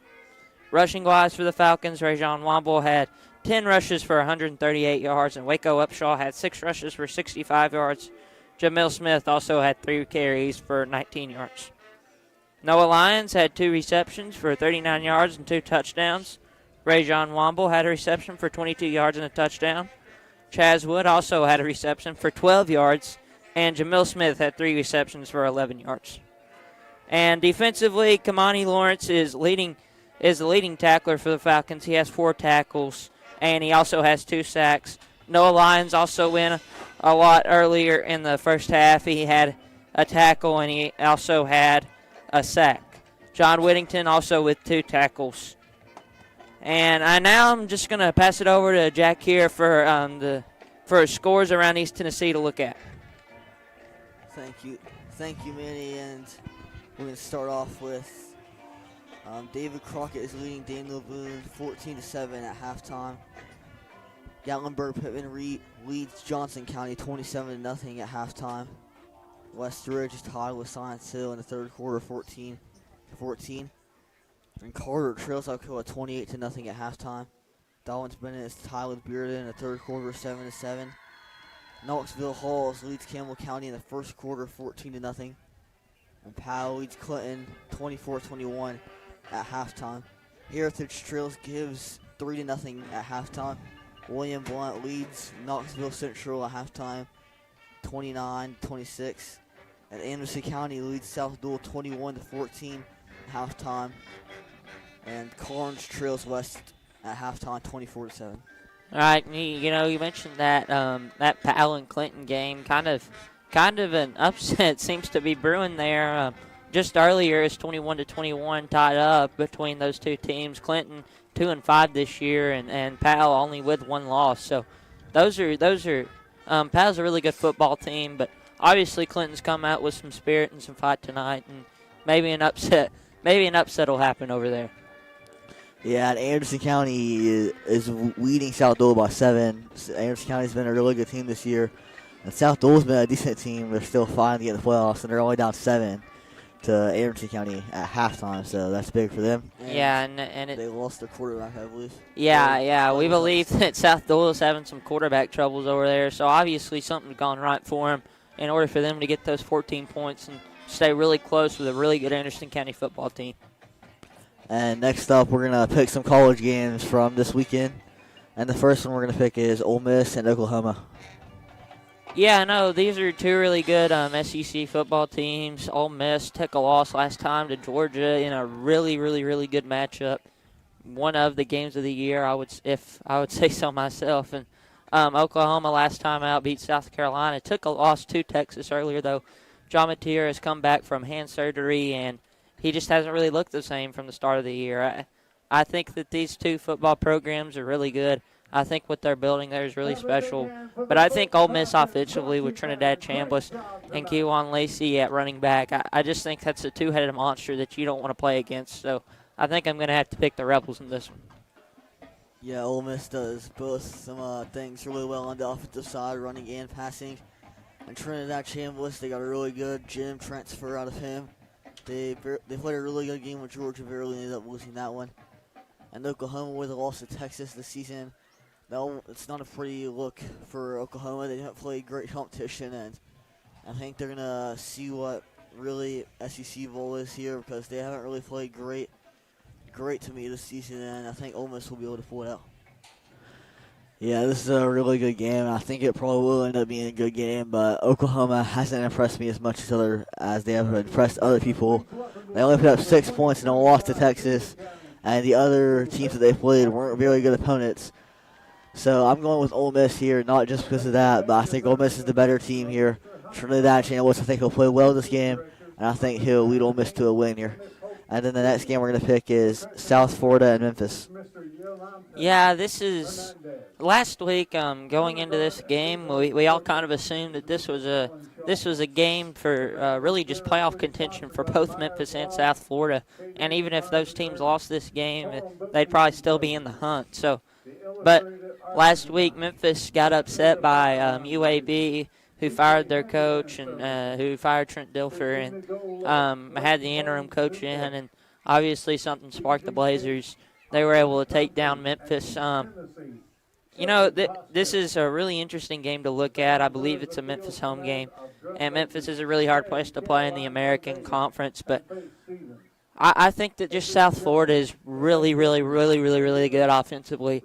You look at all the games that they played, other than that Miami game, which Miami has a really good defense. Other than that Miami game, they've scored a whole lot of points, and I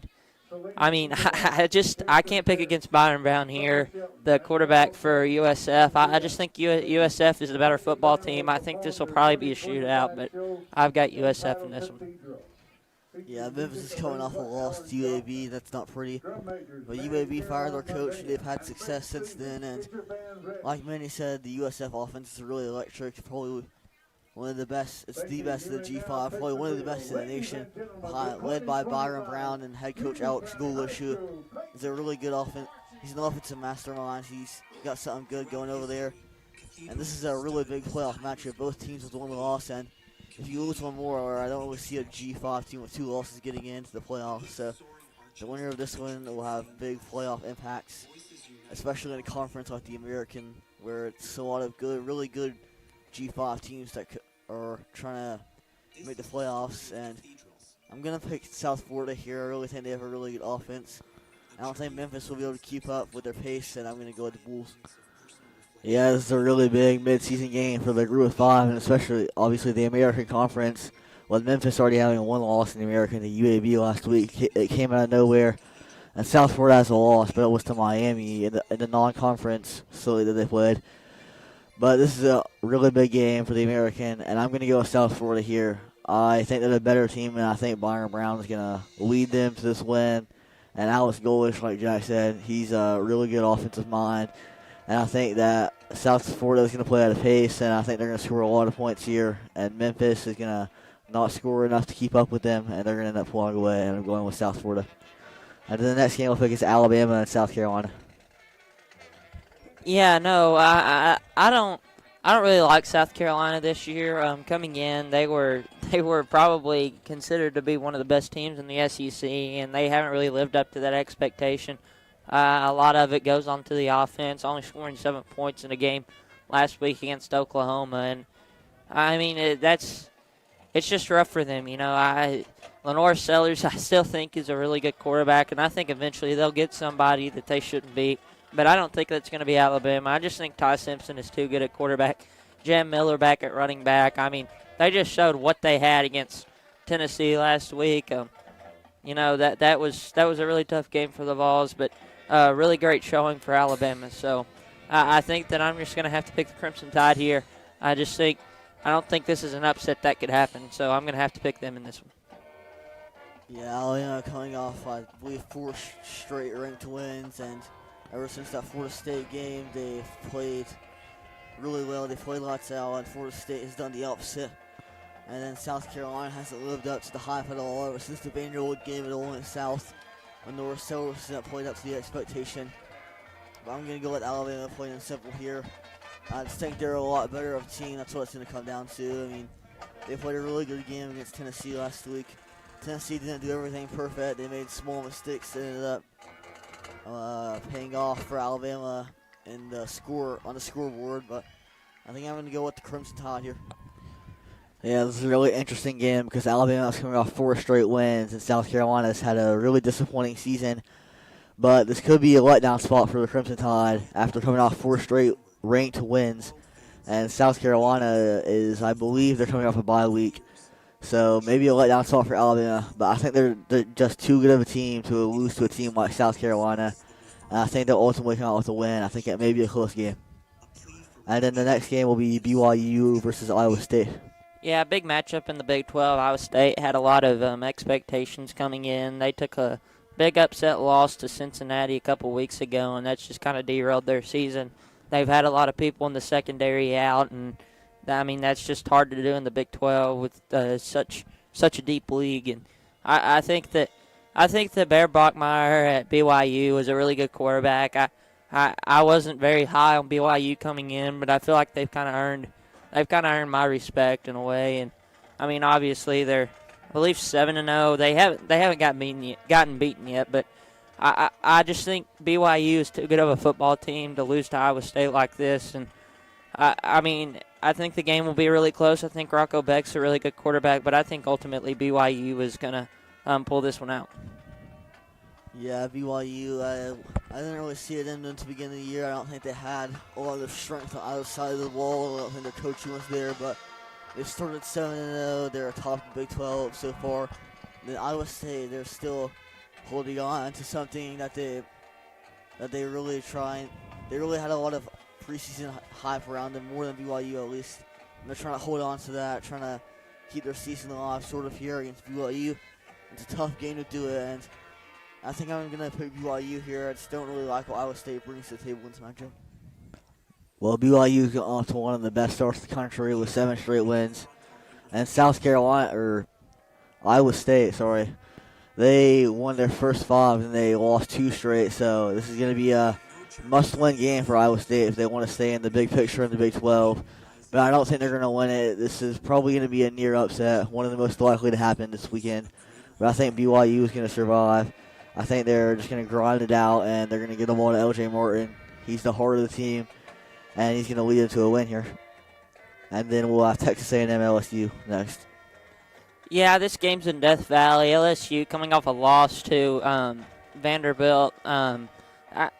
Texas A&M, Marcellus Reed, and Mike Elko as the coach. I mean, I think that he's a really good coach. He's been able to kind of rebuild the program. I wouldn't say that they needed to be rebuilt, but ultimately he was able to get some people in who really fit into his scheme, and that's shown. They're undefeated. They're number 3 in the country, I believe, and LSU, number 20, suffering that loss to Vanderbilt really hurt their playoff chances. I still think Garrett Nussmeier is a really good quarterback, but you look at that LSU line, and they've just had a lot of injuries. They've had a lot of people go down. They're really young, and it's hard for them to protect. But this game's at Death Valley. Death Valley, one of the hardest places to play in the country, and I think ultimately LSU is going to pull out a really, really, really close game.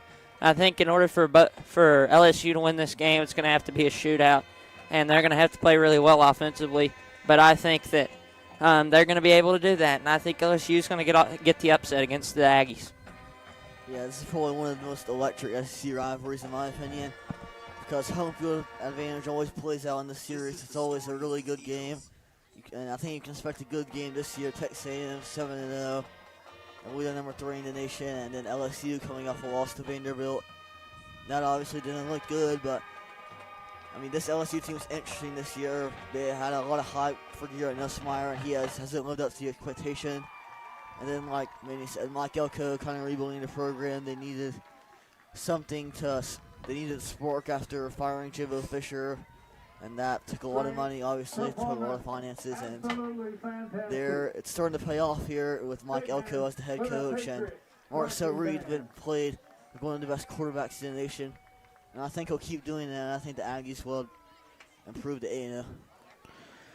Texas A&M, they're one of the best all-around offensive teams. They have a really good receiving core, a really good running back, and a really good quarterback. And then LSU has failed to meet the expectations for this season, and Texas A&M has exceeded expectations. It's going to be a really good game, I think. And it's a night game in Death Valley that's going to play a huge factor into this game. But I think Texas A&M is strong enough. I think they're headstrong enough to walk in Death Valley and pull out a win here, just solely off how good of a team they are this year. And then the next game we pick is Missouri and Vanderbilt.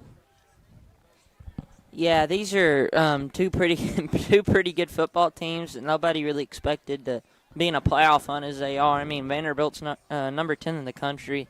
The first time they've had a ranking like that in a minute. I'm sure a lot of people don't remember when that was, but Missouri, number 15 in the country. They've built a program with Bo Prabula and Ahmad Hardy at running back. I mean, that's a 1-2 combo you do not want to face, especially if you have a weak rushing defense. But Vanderbilt has a pretty good rushing defense, I believe, and I think the Commodores are overall just better on all facets. I think their line's a whole lot better. I think defensively, Missouri's going to try to run the ball, and I think that Vanderbilt's good enough against the rushing attack to really stop Missouri, and ultimately I think Diego Pavia, the quarterback at Vanderbilt's going to put the ball in. Vanderbilt's going to try to put the ball in his hands, and I think he's just going to be a playmaker and ultimately lead the Commodores to a win over Missouri. Yeah, really big matchup that, looking back a couple years ago, I wouldn't expect this to have such playoff implications on this matchup here in Week 8, I believe. And then, Ahmad Hardy, probably one of the best backs in the nation, and then they're going to try and mix it up on you. They have a really good QB in Bo Prabula. They're going to get the ball in the air once they've got Vanderbilt trying to cover up Ahmad Hardy. And I think it'll be a struggle for Vanderbilt defensively, but I think the same thing for Missouri. They'll struggle defensively. I think one of Vanderbilt's best things that no one really gives them credit for is their run blocking. They open up holes for Cedric Alexander, and he can make big plays to playmaker. Then when you have a quarterback like Diego Pavia, it's really hard to stop him. He's hard-nosed, and this is a really offensive matchup, I feel like, and it's going to come down to the offense ultimately. It's going to come down to the run game, in my opinion, and I think Ahmad Hardy's just the best running back in the nation. Though Vanderbilt has a really good run block, all offensive line, I'm going to go with the Tigers. This is a really interesting game because these are two very similar teams. They both have pretty good run games, and they both suffered losses to Alabama. Those are some similar factors coming into this game. But ultimately, I think it'll come down to the quarterback play in this one. And I think that Diego Pavia is going to make some plays on the stretch that Bo Prabula might not be able to make, and I think that he's just going to be more clutch in this situation. And I'm going to go with Vanderbilt here. So, guys, Fulton had a really good start to this game in the first half, getting up to a 53-6 lead. How do they maintain the lead and beat on Union County even more? Well, it'll be hard to lose this lead, but ultimately, this is your second to last game of the season. You face South Doyle next week on a Thursday, but I really feel like you should try to get some of your younger players in. The mercy rule will be on for the second half, and just getting your young players in, trying to develop them, that's definitely going to be really good for you in the long run, just getting them some experience. And I think just having that experience for the younger group, the freshmen and sophomores, I think that it's going to lead to some big things next year. And I think ultimately just getting the young people in is going to be a key factor that Coach Long looks at. Yeah, I totally agree with Manny here. I think you got to get the young guys reps. And Jay Sean Smith got a lot of reps in the first half, which I like a lot. That's what we talked about in the pregame show, about getting the young guys involved. And that's what they're doing here, and I think they're going to continue to do that. And, yeah, I think that's just the right plan here, You got a game coming up against South Doyle next week, which, I think it's winnable, though. They're playing a really good game against Anderson County right now. They're having quarterback issues over there. Defense to play really well in this game. They forced about 3 fumbles. Though it's Union County, this is a really good game by the Falcons, one of the best games they've played all year. And I don't think they'll lose the lead at all, though. Yeah, and you mentioned that South Doyle team. It's now the third quarter, and they've made the score 28-27 against Anderson County, so that's definitely one to look out for later tonight. Well, Fulton has jumped out, obviously, to a really big lead, and they played really well, but I agree with everything you guys said. And that'll be it for us, and thanks for joining us for the Fulton Football Halftime Show on WKCS Radio. And after the break, WKCS Radio will bring you second half coverage of Fulton versus Union County at the start of the third quarter. Mom, I got it. What are you doing in there? I got stuff. Are you a dog? I wouldn't do that. Have you seen the pliers? Where'd you find those? It's not your birthday. Sorry. Bye, Grandpa. Bye, Grandpa. Take care of yourself. What are you doing? What are you looking for?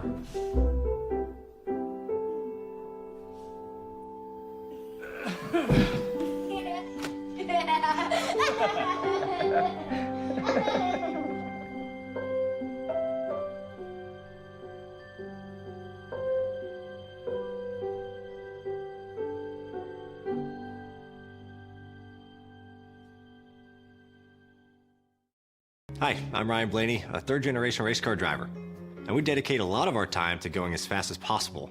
My grandpa Lou is the reason why my dad and I started racing, and I'm really proud to follow in his tracks. But when my grandpa was diagnosed with Alzheimer's, it was a very unexpected bump in the road for us. I've learned a lot on this journey with my grandpa Lou, and the memories of my grandpa will always be with me. And in our family, we're used to getting involved, and I encourage you to do the same, especially when it comes to caring for your loved ones. When I think about Alzheimer's and the impact it had on my family, I recognize that losing a race isn't such a bad day after all. It's important to notice if older family members are acting differently, experiencing problems with their memory, or having trouble with routine tasks. Talking about Alzheimer's can be really tough, but if you notice something, have a conversation with your loved one. Encourage them to see a doctor or offer to go with them. Early detection of Alzheimer's can give your family time to explore support services, make a plan for the future, and access available treatments. If you or your family are noticing changes, it could be Alzheimer's. Talk about seeing a doctor together. Second half kickoff is going to be fielded by Noah Lyons on the sky kick. Fulton's going to have good field position at their own 39 as the running clock in the second half gets underway. 53-6, Fulton with the lead here on the road at Union County. 1st and 10 for the Falcons. Smith will be the quarterback for Fulton. In the shotgun with a single running back. Actually, it's Burris. Burris rolls near side. Looking to dump it off, and he does. Pass is going to be complete to Jet Burge down the near sideline, and Burge is going to have a first down as he's pushed out of bounds at the 35-yard line. I think we've got a flag down the field. We're going to have an ineligible receiver downfield against Fulton. Just when you start to get something going in the passing game.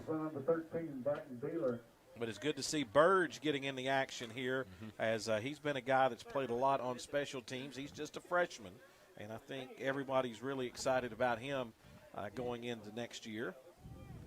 Again, there's a lot of there's talent in different places for the Falcons. It's just getting them experience, and you know next year things won't seem as big for them after dealing with everything they've dealt with this year, and that's really the good thing. So the penalty will be a 5-yard penalty. It'll be 1st and 15. Smith and Holmes are the wide receivers to the right for the Falcons, as Burris will be in the shotgun. Hands off up the middle, running hard, and getting about 4 yards of that back is going to be to Armani Bond. Yeah, we'll be hearing some different names in the running game. I do believe Womble sitting out the second half, saving him for next week against South Doyle. Yeah, 4 touchdowns. Boy, South Doyle in a shootout with Anderson County. Too bad their offense isn't involved. Well, it's been defense doing it for the South Doyle Cherokees. As we'll try to get you an update, as that one's been back and forth. 28-27, Anderson County with the lead midway in the third quarter. South Doyle has had apparently 2 pick sixes for touchdown and a kickoff return. So they're getting it done a little bit shorthanded tonight. Here's handoff to Bond, left side, bounces to the outside. Turns on the Jets and will have a first down. The ball is stripped away, and I think, let's see. Yep, Patriots ball. Stripped away and recovered by Union County. First turnover of the game against the Falcons, as Bond looked like he was tackled, and I think somebody got in there and punched the football out. I don't care if you're up by 47 or not. You got to protect the rock. So the Patriots will have it 1st and 10 at their own 34-yard line. And we'll take this moment to allow Parker Hall to give us an update on the halftime concessions. Fried Oreos in the Union County concession stand. Pretty good. Did help warm up a little bit. It's cold tonight. I got to say, though, I have had better. Well, the good news for the And also number 10. for the Patriots is that Beasley's back in. Well, he took a wallop there right before halftime, and that's one tough customer right there. But he's back in the ballgame. Back on the play, number 10, Zion Nelson. I don't think I ever dreamed he'd be back in the ballgame. No, he still looks like he's a little ginger, kind of moving around, so probably not 100%, but I'm not sure what their options are behind him at QB. Second down, 10. No gain on first down for the Patriots. 35-27 current score of that. It's a shootout. Handoff goes up the middle. Daniels, not much there. Daniels hits the line. Is that Tommy Sweat with the call on Diamond Clear? Of the Falcons, Zion Nelson. Loss of 1. Loss of 1, 3rd down and 11. 3rd down and 11. Ball on the 33. 7:16 remaining in the third quarter. In the shotgun, 2 receivers to the near side. Beasley rolls. Pass is going to be intercepted. Pass is intercepted on the near sideline. Stepping in front of the pass is Zion Nelson for the Falcons. Zion Nelson right there on the near side of the field enforcing the no-fly zone. And Nelson, a sophomore, another one of those young players I think Fulton was excited about. And we have a pink flag flying as we're going to have an unsportsmanlike penalty, looks like maybe coming up against, appears to be the Patriots. That's the way they're pointing. And it is unsportsmanlike against Union County. We've mentioned the pink flags, obviously, because October is Breast Cancer Awareness Month. But I think it's the first time I've seen a pink flag in a game. Maybe I have. Because it was several years ago the Falcons wore pink jerseys for one game against Carter. I think it might have been 2015. That had been 10 years ago. Gosh, how time flies. And then they raffled the pink jerseys off after the game to raise money for breast cancer awareness. So the 15-yard unsportsmanlike will move the football down to the 8-yard line, and it'll be 1st and goal for Fulton. Upshaw and Bond will be the running backs. Fulton will have 2 receivers to the left, 1 to the right. Jay-Sean Smith back in at quarterback. Smith gets it. Handoff goes to Bond. Big hole. Breaks through a tackle. Gets into the end zone for the touchdown. So Armani Bond makes up for the fumble and gets the touchdown from 7 yards out. And Fulton increases the lead again, 59-6 over Union County. Is it too early to mention that other magic number I mentioned during the break? I think you could go ahead and mention it. So we have mentioned, the first time scoring in the first quarter, most points in a quarter. If Fulton finds their way to the end zone 2 more times, they will have matched their total offensive production on the year. Yeah, for scoring. Yeah, it's been a low-scoring year. Magic number is Cox 68. is going to be the holder here. And here's Douglas to attempt the extra point. Snap's good. Kick is up, and that one is going to be pushed wide to the left. Kick is no good. But there is timeout on the field. 59-6. Fulton with the lead. 5:16 remaining in the third quarter. 60-second break. We'll be back. This is Fulton football on WKCS Radio.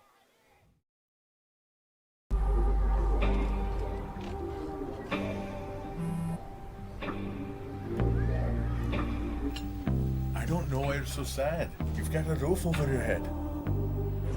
Bro, you gotta stop with that depression stuff. That's a white people thing.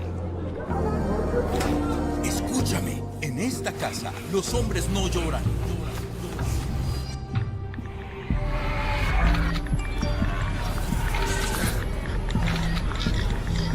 You all right? It just feels like it's coming from everywhere.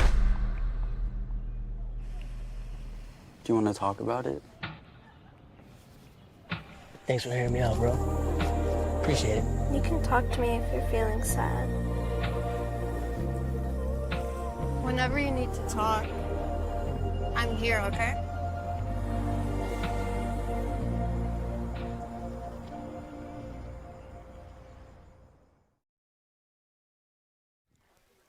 Russell Mays back here at Union County High School along with Trace McCulley and Parker Hall. Riley Cox is down on the sideline this evening. Manny McNish and Jack McCulley on the cameras up here. As here's the kickoff by the Falcons.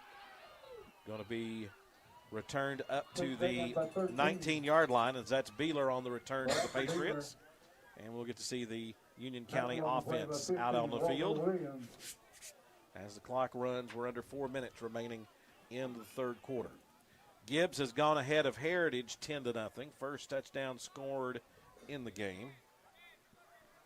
We said that Anderson County South Doyle game is quite the shootout. Looks like 35-27 Anderson County with the lead. Speaking of running up scores, Hall's currently leading Campbell County Cougars by a score of 54-7. On the 27, where it's first down 10. Quite similar to our score, but ours is higher. Beasley out of the shotgun. Single running back set. Handoff sweeping around the end. Great play. Great play. I think that was. Is that Parrish again? Trying to see the number. The defensive tackle looked like he was being held, and he just kept on Mason Lawrence, I believe, with the tackle. Yeah, Mason Lawrence with the tackle as he got past the blocker who was holding on and hit the running back coming around the end. The whole defensive line skill position has had themselves a night tonight. Yep. I feel like what you're going to come away from after tonight is just some confidence for a lot of guys. Beasley in the shotgun. Running back will be to his right. Pressure on. Beasley's going to run, and he's going to be tripped down, flips it away. They're going to call the pass incomplete as the pressure came from, I believe that was Burge again. They're checking to see if he had someone in the area. He was trying to call. No, I had someone there. So Jet Burge with the pressure and forces Beasley just to throw it away near the Union County sideline. It'll be third down and 15 for the Patriots.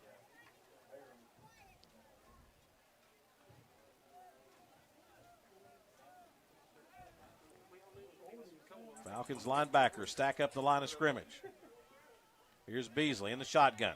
Going to throw it deep middle. Pass is going to be tipped. Almost intercepted. Had two chances. The deflection, almost getting the interception for the Falcons, was Charlie Stone. 28 hit, third, almost picked it up. Almost. Not quite. As the pass was overthrown, incomplete. Fulton deflected it. Stone almost had, at the free safety position, almost had the interception. I would say close usually counts in horseshoes and government work, but I don't know if that second one applies at the moment. Fourth down, and the Patriots will punt it away. Back to punt. Olszewski to punt it. End over end kick. And Fulton is just going to, no, actually it's going to be picked up. It's going to be picked up by Wood. And we got Laundry. He's going to be hit down as he gets it up to the 45-yard line. Chaz got hit pretty hard in last week's game. Took a pretty good hit and bounced right back from it. I said he got blasted on the play, and he asked me not to say that again. So that time he just got pulled down.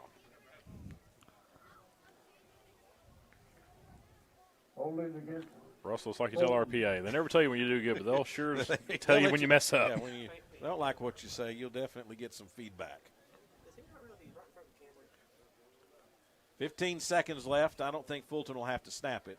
A penalty on the return against Fulton for a hold on the return, and the clock will roll down to 0, and the third quarter will come to a close here from Union County.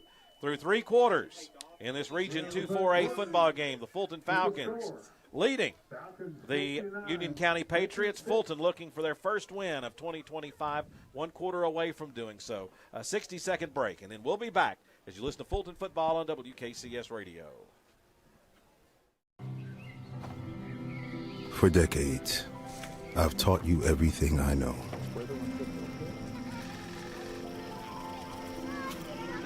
How to safely build a fire. How to control the flames.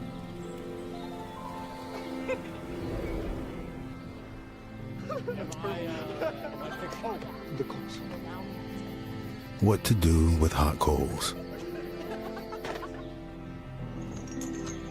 How to secure your chains.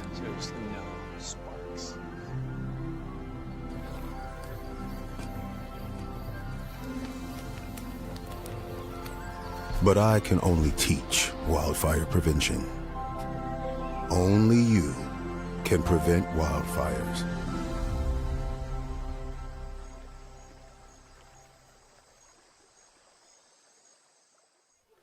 As we open up the fourth quarter here from David Kopic Field, Maynardville, Tennessee, Union County High School. Fulton will have it 1st and 10 as they have elected to shorten the fourth quarter to 10 minutes of clock time. Here's Michael Woody on the carry on the right side, and Woody's going to get about 5 yards before he's drugged down by Reed. And it'll be a gain of 5 for the Falcons. Bring up second down. Got a touchdown for the Mavericks, bringing your score to 41-27, extra point pending. That's been a shootout, a lot of points scored. Again, South Doyle will be at Bob Black Field next Thursday for the final game of the regular season. And if South Doyle is unable to come back and win, looks like that, even though the Cherokees have had a great season, that's pretty much going to put them we got a bad snap. of the playoff hunt. Here's a fumble on the snap. Smith is able to fall on it before Union County falls on him. But it's going to drop the ball all the way back to the 21-yard line.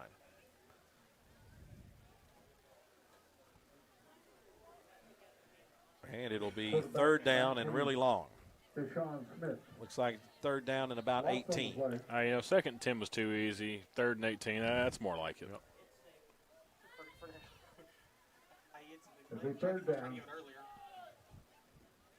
So now Burris will be back. That was Smith at quarterback. Handoff goes to Bond. Here's Bond turning on the Jets down the far sideline. One man to beat, and he will be pushed out of bounds as he gets into Union County territory, all the way down. Let's see, they're going to mark him out of bounds at the 25-yard line. Oh, they kept walking. They're going to move him all the way up to the 22. The 22. Thank you, Mr. Ref. Big run by Armani Bond down the far sideline and gets the first down for the Falcons. As we said, Fulton had not had a 100-yard rusher coming into this game all year long. Womble went over the 100-yard mark. Bond working his way up there as well. Bond had a touchdown on the last play of the first half. By Armani Bond. First down, Falcons on the 22. 1st and 10 for the Falcons at the Union County 22-yard line. We got a flag in the backfield. And we'll see what the meaning of this flag is. Delay game against the Falcons. Delay game, I think that's the first of the night. Yep. Lots of new faces in for the Falcons right now. Again, Fulton's so young, they weren't able to play JV games, so you had a lot of guys that were just not, did not get much experience. So I think we're checking penalty bingo to see if we're anywhere close. We're currently short 1 for a defensive holding. The intentional grounding would have been nice earlier, but there was a no call there.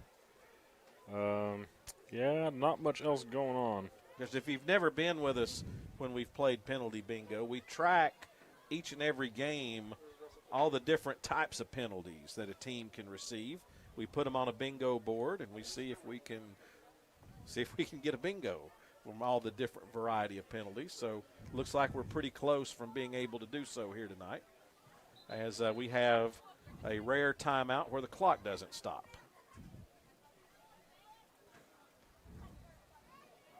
So we just call that what, time in? Just time in general. Take your time. Yep. And now that you mentioned, I don't think we've had a penalty bingo since we made the board. Time off for good behavior. 6 minutes remaining in the ball game. Fulton leading 59-6 here at Union County. Jay Sean Smith with 2 running backs. He's the quarterback, as it'll be 1st and 15. Handoff around the end. There. Not much, and being pushed out of bounds at the 31-yard line. Now we've got another flag out of bounds, and now we may have a little bit of a fracas, as I think a Union County player pushed Fulton out of bounds. And nothing really came out of it, just a little bit of pushing and shoving. But the thing that you don't want to have is a fight here at the end of the ball game. Didn't flare up too much.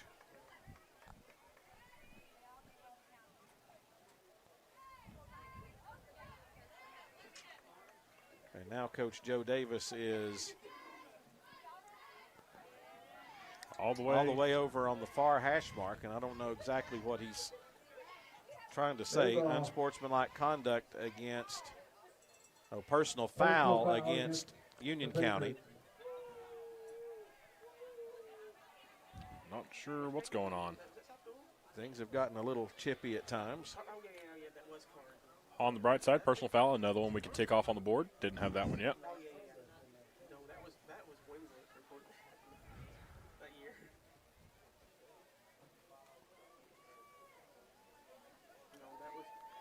And they'll step it off, and the football will be put down at the 14-yard line. It'll be first at a very rare 1st and 2. Ball on the 14.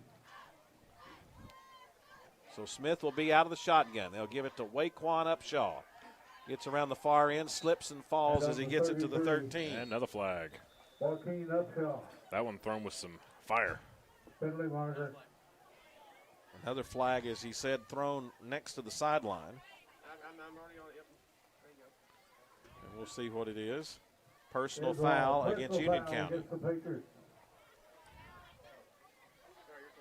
I think maybe the best thing here would be just to let this clock run out before something else happens here. Extracurriculars are never great this late in the season. Well, 1st and goal at the 7-yard line, as the entire backfield comes over to the Fulton sideline to confer with Coach Justin Long. With the win tonight, it'll be the 15th career coaching win for Justin Long, and his 7th at Fulton, first win of 2025. And everybody's really taking their time right here. We're under 3 minutes left in the ball game. I don't know, that nose man was moving pretty quick to get off the field. They give it to Upshaw again, and he's going to be hit and dropped as he gets it down to the 11-yard line. Joaquin Upshaw. Tackle by number 3, Brandon Reed. Reed with the tackle again.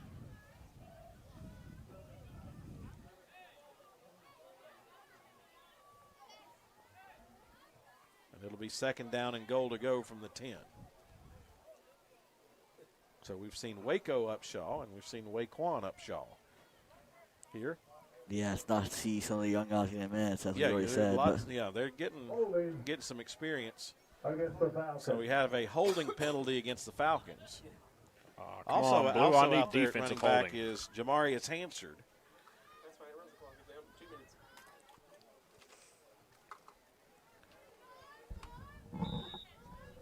So Hansard to the left, Upshaw to the right, the running backs. Smith, the quarterback, as they're going to give it to Upshaw. Cuts it up, and he's going to be blasted down at the 18-yard line. Upshaw needs to move with a little bit of purpose. Kind of hesitating too much in the backfield. Got to start going north and south. Carries at 33. Joaquin Escal. Under 90 seconds remaining in the ball game. Tackle by 10, Braden Daniel. So Fulton well on their way to their first win. Fulton had never gone 0-9 in a season. Fulton has never been 0-10, obviously. But there has been 3 times in which Fulton has finished a season with only 1 win. 1951, 1972, and 1992 were the years that Fulton finished with only 1 win. Handoff goes to Hansard, bouncing to the outside. Cuts it up, makes a nice move, runs over a tackler. We've got a helmet flying off as he gets it down to the 6-yard line. Demarius Hansard with a big run, and I think more than likely that'll probably be the last play of the ball game right here. As Fulton sees no need to snap it, as they'll have it 3rd down and goal from they'll mark it down at the 6-yard line as Fulton is running over the sideline to get ready to shake hands. Yeah, you got 5 more seconds on the play clock. You do the game clock. I think you just ride this one out. So you don't have to snap it again.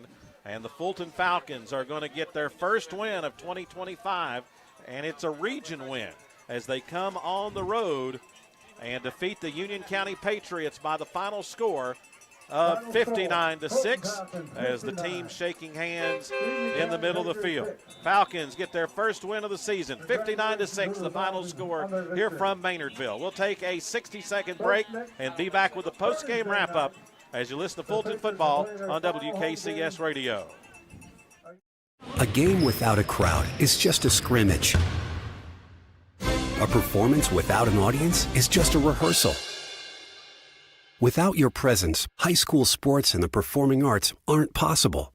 Ensure that these essential extracurricular activities continue to enrich the lives of students in Tennessee. Purchase a ticket to your local high school's game or performance. This message presented by the TSSAA.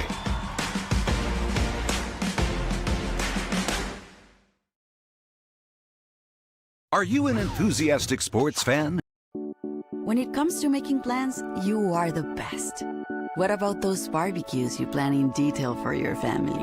Or your daughter's first costume party? It was out of this world.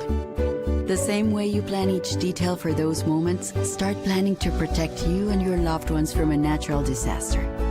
Sign up for local weather and emergency alerts. Prepare an emergency kit and make a family. Well, a lot of happy people down there on the Fulton sideline as the Fulton Falcons get their first win of the season by the final score of 59-6 over the Union County Patriots. It took less than 2 minutes, Parker, for the Falcons to score 2 touchdowns, and really the Falcons just had their way tonight with Union County. A much-needed victory for this football team.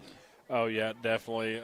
We'd always talked about, that Owen is someone you never want to deal with this late in the season. 0-1, 0-2, no big deal. But when you start looking down 0-9, 0-10, that's when it starts to get rough for a program. So coming away with a win tonight and a region win on top of that is really big for this program going forward, not just into next week to try and salvage what you can of the season, but also, Russell, like you said, for these younger guys that are going to be here next year going into the offseason and prepping for the next year to come. Yeah, definitely Owen is not our friend, and the Falcons will avoid him. So it's 1-0 right now as the Falcons improve to 1-8 on the season. And really for the Falcons, the big story, good hard running from Rajon Womble as he had 4 touchdown runs in the game and became the first Falcon this year to go over 100 yards rushing in a game. Yeah, the whole running back committee had a heck of a game tonight. Looks like Rajon finishing, just over 130, 138 yards on 10 rushes with 3. Shows 3 one was passing, I guess. Yeah. But, yeah, great night. The quarterback group looked really good as well. Kind of spread the love a little bit, kind of getting different looks there. And I feel like everybody, aside from the 1 interception, which you could argue probably not his fault, looked pretty good tonight. Well, and Fulton has started 4 different quarterbacks this year, played 3 quarterbacks tonight. And that's a tip of the cap to Rajon Womble and also to Justin Burris, those guys, and saying, hey, we'll let Smith, the freshman, get some snaps, and we'll handle this and try to do what's best for the team. And that's definitely on a football team the kind of thing that you want to see is that you're 0-8 and you have guys still committed into the team concept to try to win. I'm willing to acknowledge, like, look, we're 0-8. A different look isn't going to make us any worse. It might make us better, and if it might, it's worth taking a shot at it. And also for guys like Womble that are playing both sides, you know, if you can get this young kid in there, let him get a few looks, that gives me a little bit more time off and gives me more energy to go make an impact on defense. Let's take a look at the stats in the ball game. Fulton, 19 first downs. Union County with 5 total yards on the night. Fulton averaging less than 200 yards a game coming into us. The number actually well short of that. 166. Yeah, 166 yards per game. Tonight goes for 404. Union County held to only 55 yards. In the air, Fulton 8 of 13 for 90 yards, 1 interception. Union County 4 of 12 in the air for 37 yards. On the ground, Fulton 28 carries for 314 yards. Union County 21 rushes for 18 yards on the game tonight. So that means Fulton 11.2 yards per rush. That's a first down every time you run the football. That's exactly what you want to see. Numbers we haven't seen as far as average goes in quite some time. Penalties were really the big story. Fulton 13 for 89, Union County 9 for 81. So that means 22 accepted penalties tonight. Fulton had 2 turnovers. Union County had 3 on the night. Taking a look at the individual statistics. In the air for Fulton, Ja'Shawn Smith, 5 of 6. He was the 4th different Falcon to start this year. 5 of 6 in the air for 45 yards, a touchdown. Justin Burris, 3 of 7 in the air, 45 yards, and 2 touchdowns on the night. On the ground, Rajon Womble, 10 carries for 138 yards, 3 touchdowns. Bond, 4 for 87 and a touchdown. Waco Upshaw, 6 for 65 and a touchdown on the night. Smith, 3 for 19. Hansard, 1 for 12. Woody, 1 for 5. Noah Lyons, pretty good stat line for him. 2 catches on the night, 2 touchdowns. 39 yards of receiving for Noah. And, again, there's another senior, playing hard to the bitter end. Mm-hmm. Yeah. I think the biggest part tonight, Russell, getting the new guys some experience is great.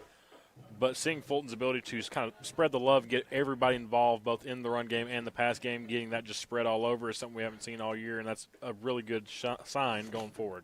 Also receiving passes, Womble 1 for 22 and a touchdown. So Womble 3 rushing touchdowns, 1 receiving touchdown. Chaswood 1 catch for 12 yards. Jameel Smith 3 for 11. And Kieris Cox getting his first action of the season, had 1 catch for 6 yards. So the Falcons win tonight 59-6 on the road here at Union County to improve to 1-8 on the year. The Patriots dropped to 1-8. More importantly for Fulton, now you get your first win in region play. As we said for Coach Justin Long, it's his 15th career win. Falcons now 1-5 in the region. Justin Long, his 15th career head coaching victory, 486th victory for the Falcons in school history. More importantly, I guess, in a lot of cases, you don't go 0-9, which would have been the longest losing streak to open a season in school history. Yeah, definitely. Like we said, Owen, not our friend, and we want to avoid him as much as possible. I'm sure he's nice, but just not my type of guy. So Fulton with the win, and we were checking next week. It will be South Doyle coming to Bob Black Field. Anderson County's playing South Doyle right now. 42-27 is that score in the third quarter. So South Doyle will come to Bob Black Field. Let's see, do we have any other region scores handy right now that we can see? Alcoa has won over Carter 42-0. The last score we had when that Gibbs Heritage game was Gibbs was ahead 10-0. Okay, 10-7. So that one's probably going to go down to the wire tonight. Anderson County 42, South Doyle 27. And in the region tonight, Fulton wins over Union County by the final score of 59-6. So the final game of the regular season will be on Thursday night. Final game of the season for the Fulton Falcons, as for the first time since 2000 and 8, the Fulton Falcons will not be advancing to the playoffs. So you want to try to end your season with a win and try to get some momentum, but it's going to be a very tough battle, Parker, for the Falcons, as South Doyle has been one of the great stories of this 2025 season, as South Doyle only won 1 game last year, and the Cherokees going into the game tonight with a 4-4 record and, trying to get a win to keep their playoff hopes alive. Yeah, definitely a big turnaround, but South Doyle has just been fighting the injuries. As I believe we had said they're on their, third or fourth quarterback this year due to injury.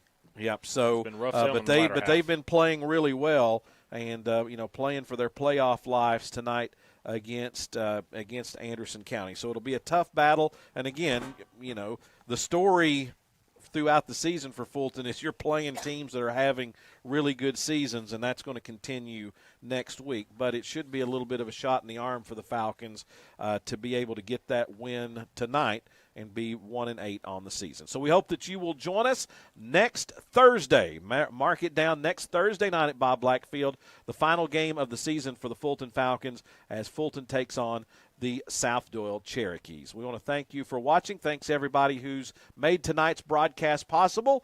We want to thank Robert Sheffield back in the studio for doing an outstanding job. Nicholas Slagle, our technical director, he had to really get some stuff going as we had a few camera issues at the beginning of the ball game. A little bit of a slow start. Yeah, but he was able to sort that all out. Mr. Velvet was down on the sideline, Steve Diggs. And if you haven't seen the video, there was a Emerald Youth Foundation put out a video where Steve is playing golf with Rick Barnes, UT head basketball coach, and Rick Barnes refers to him as Mr. Velvet, the velvet touch with the putter. So it's a pretty funny video. You need to try to find that. Anderson County's gone ahead 49-27 on South Doyle, so it looks like they may taking hold in that football game. So thanks to Steve for being us on the sideline. We had Riley Cox with camera down on the sideline giving you all your sideline shots tonight.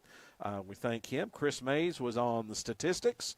And then Manny McNish along with Jack McCulley and Trace McCulley, who were so excited about being here tonight that they paid their way in.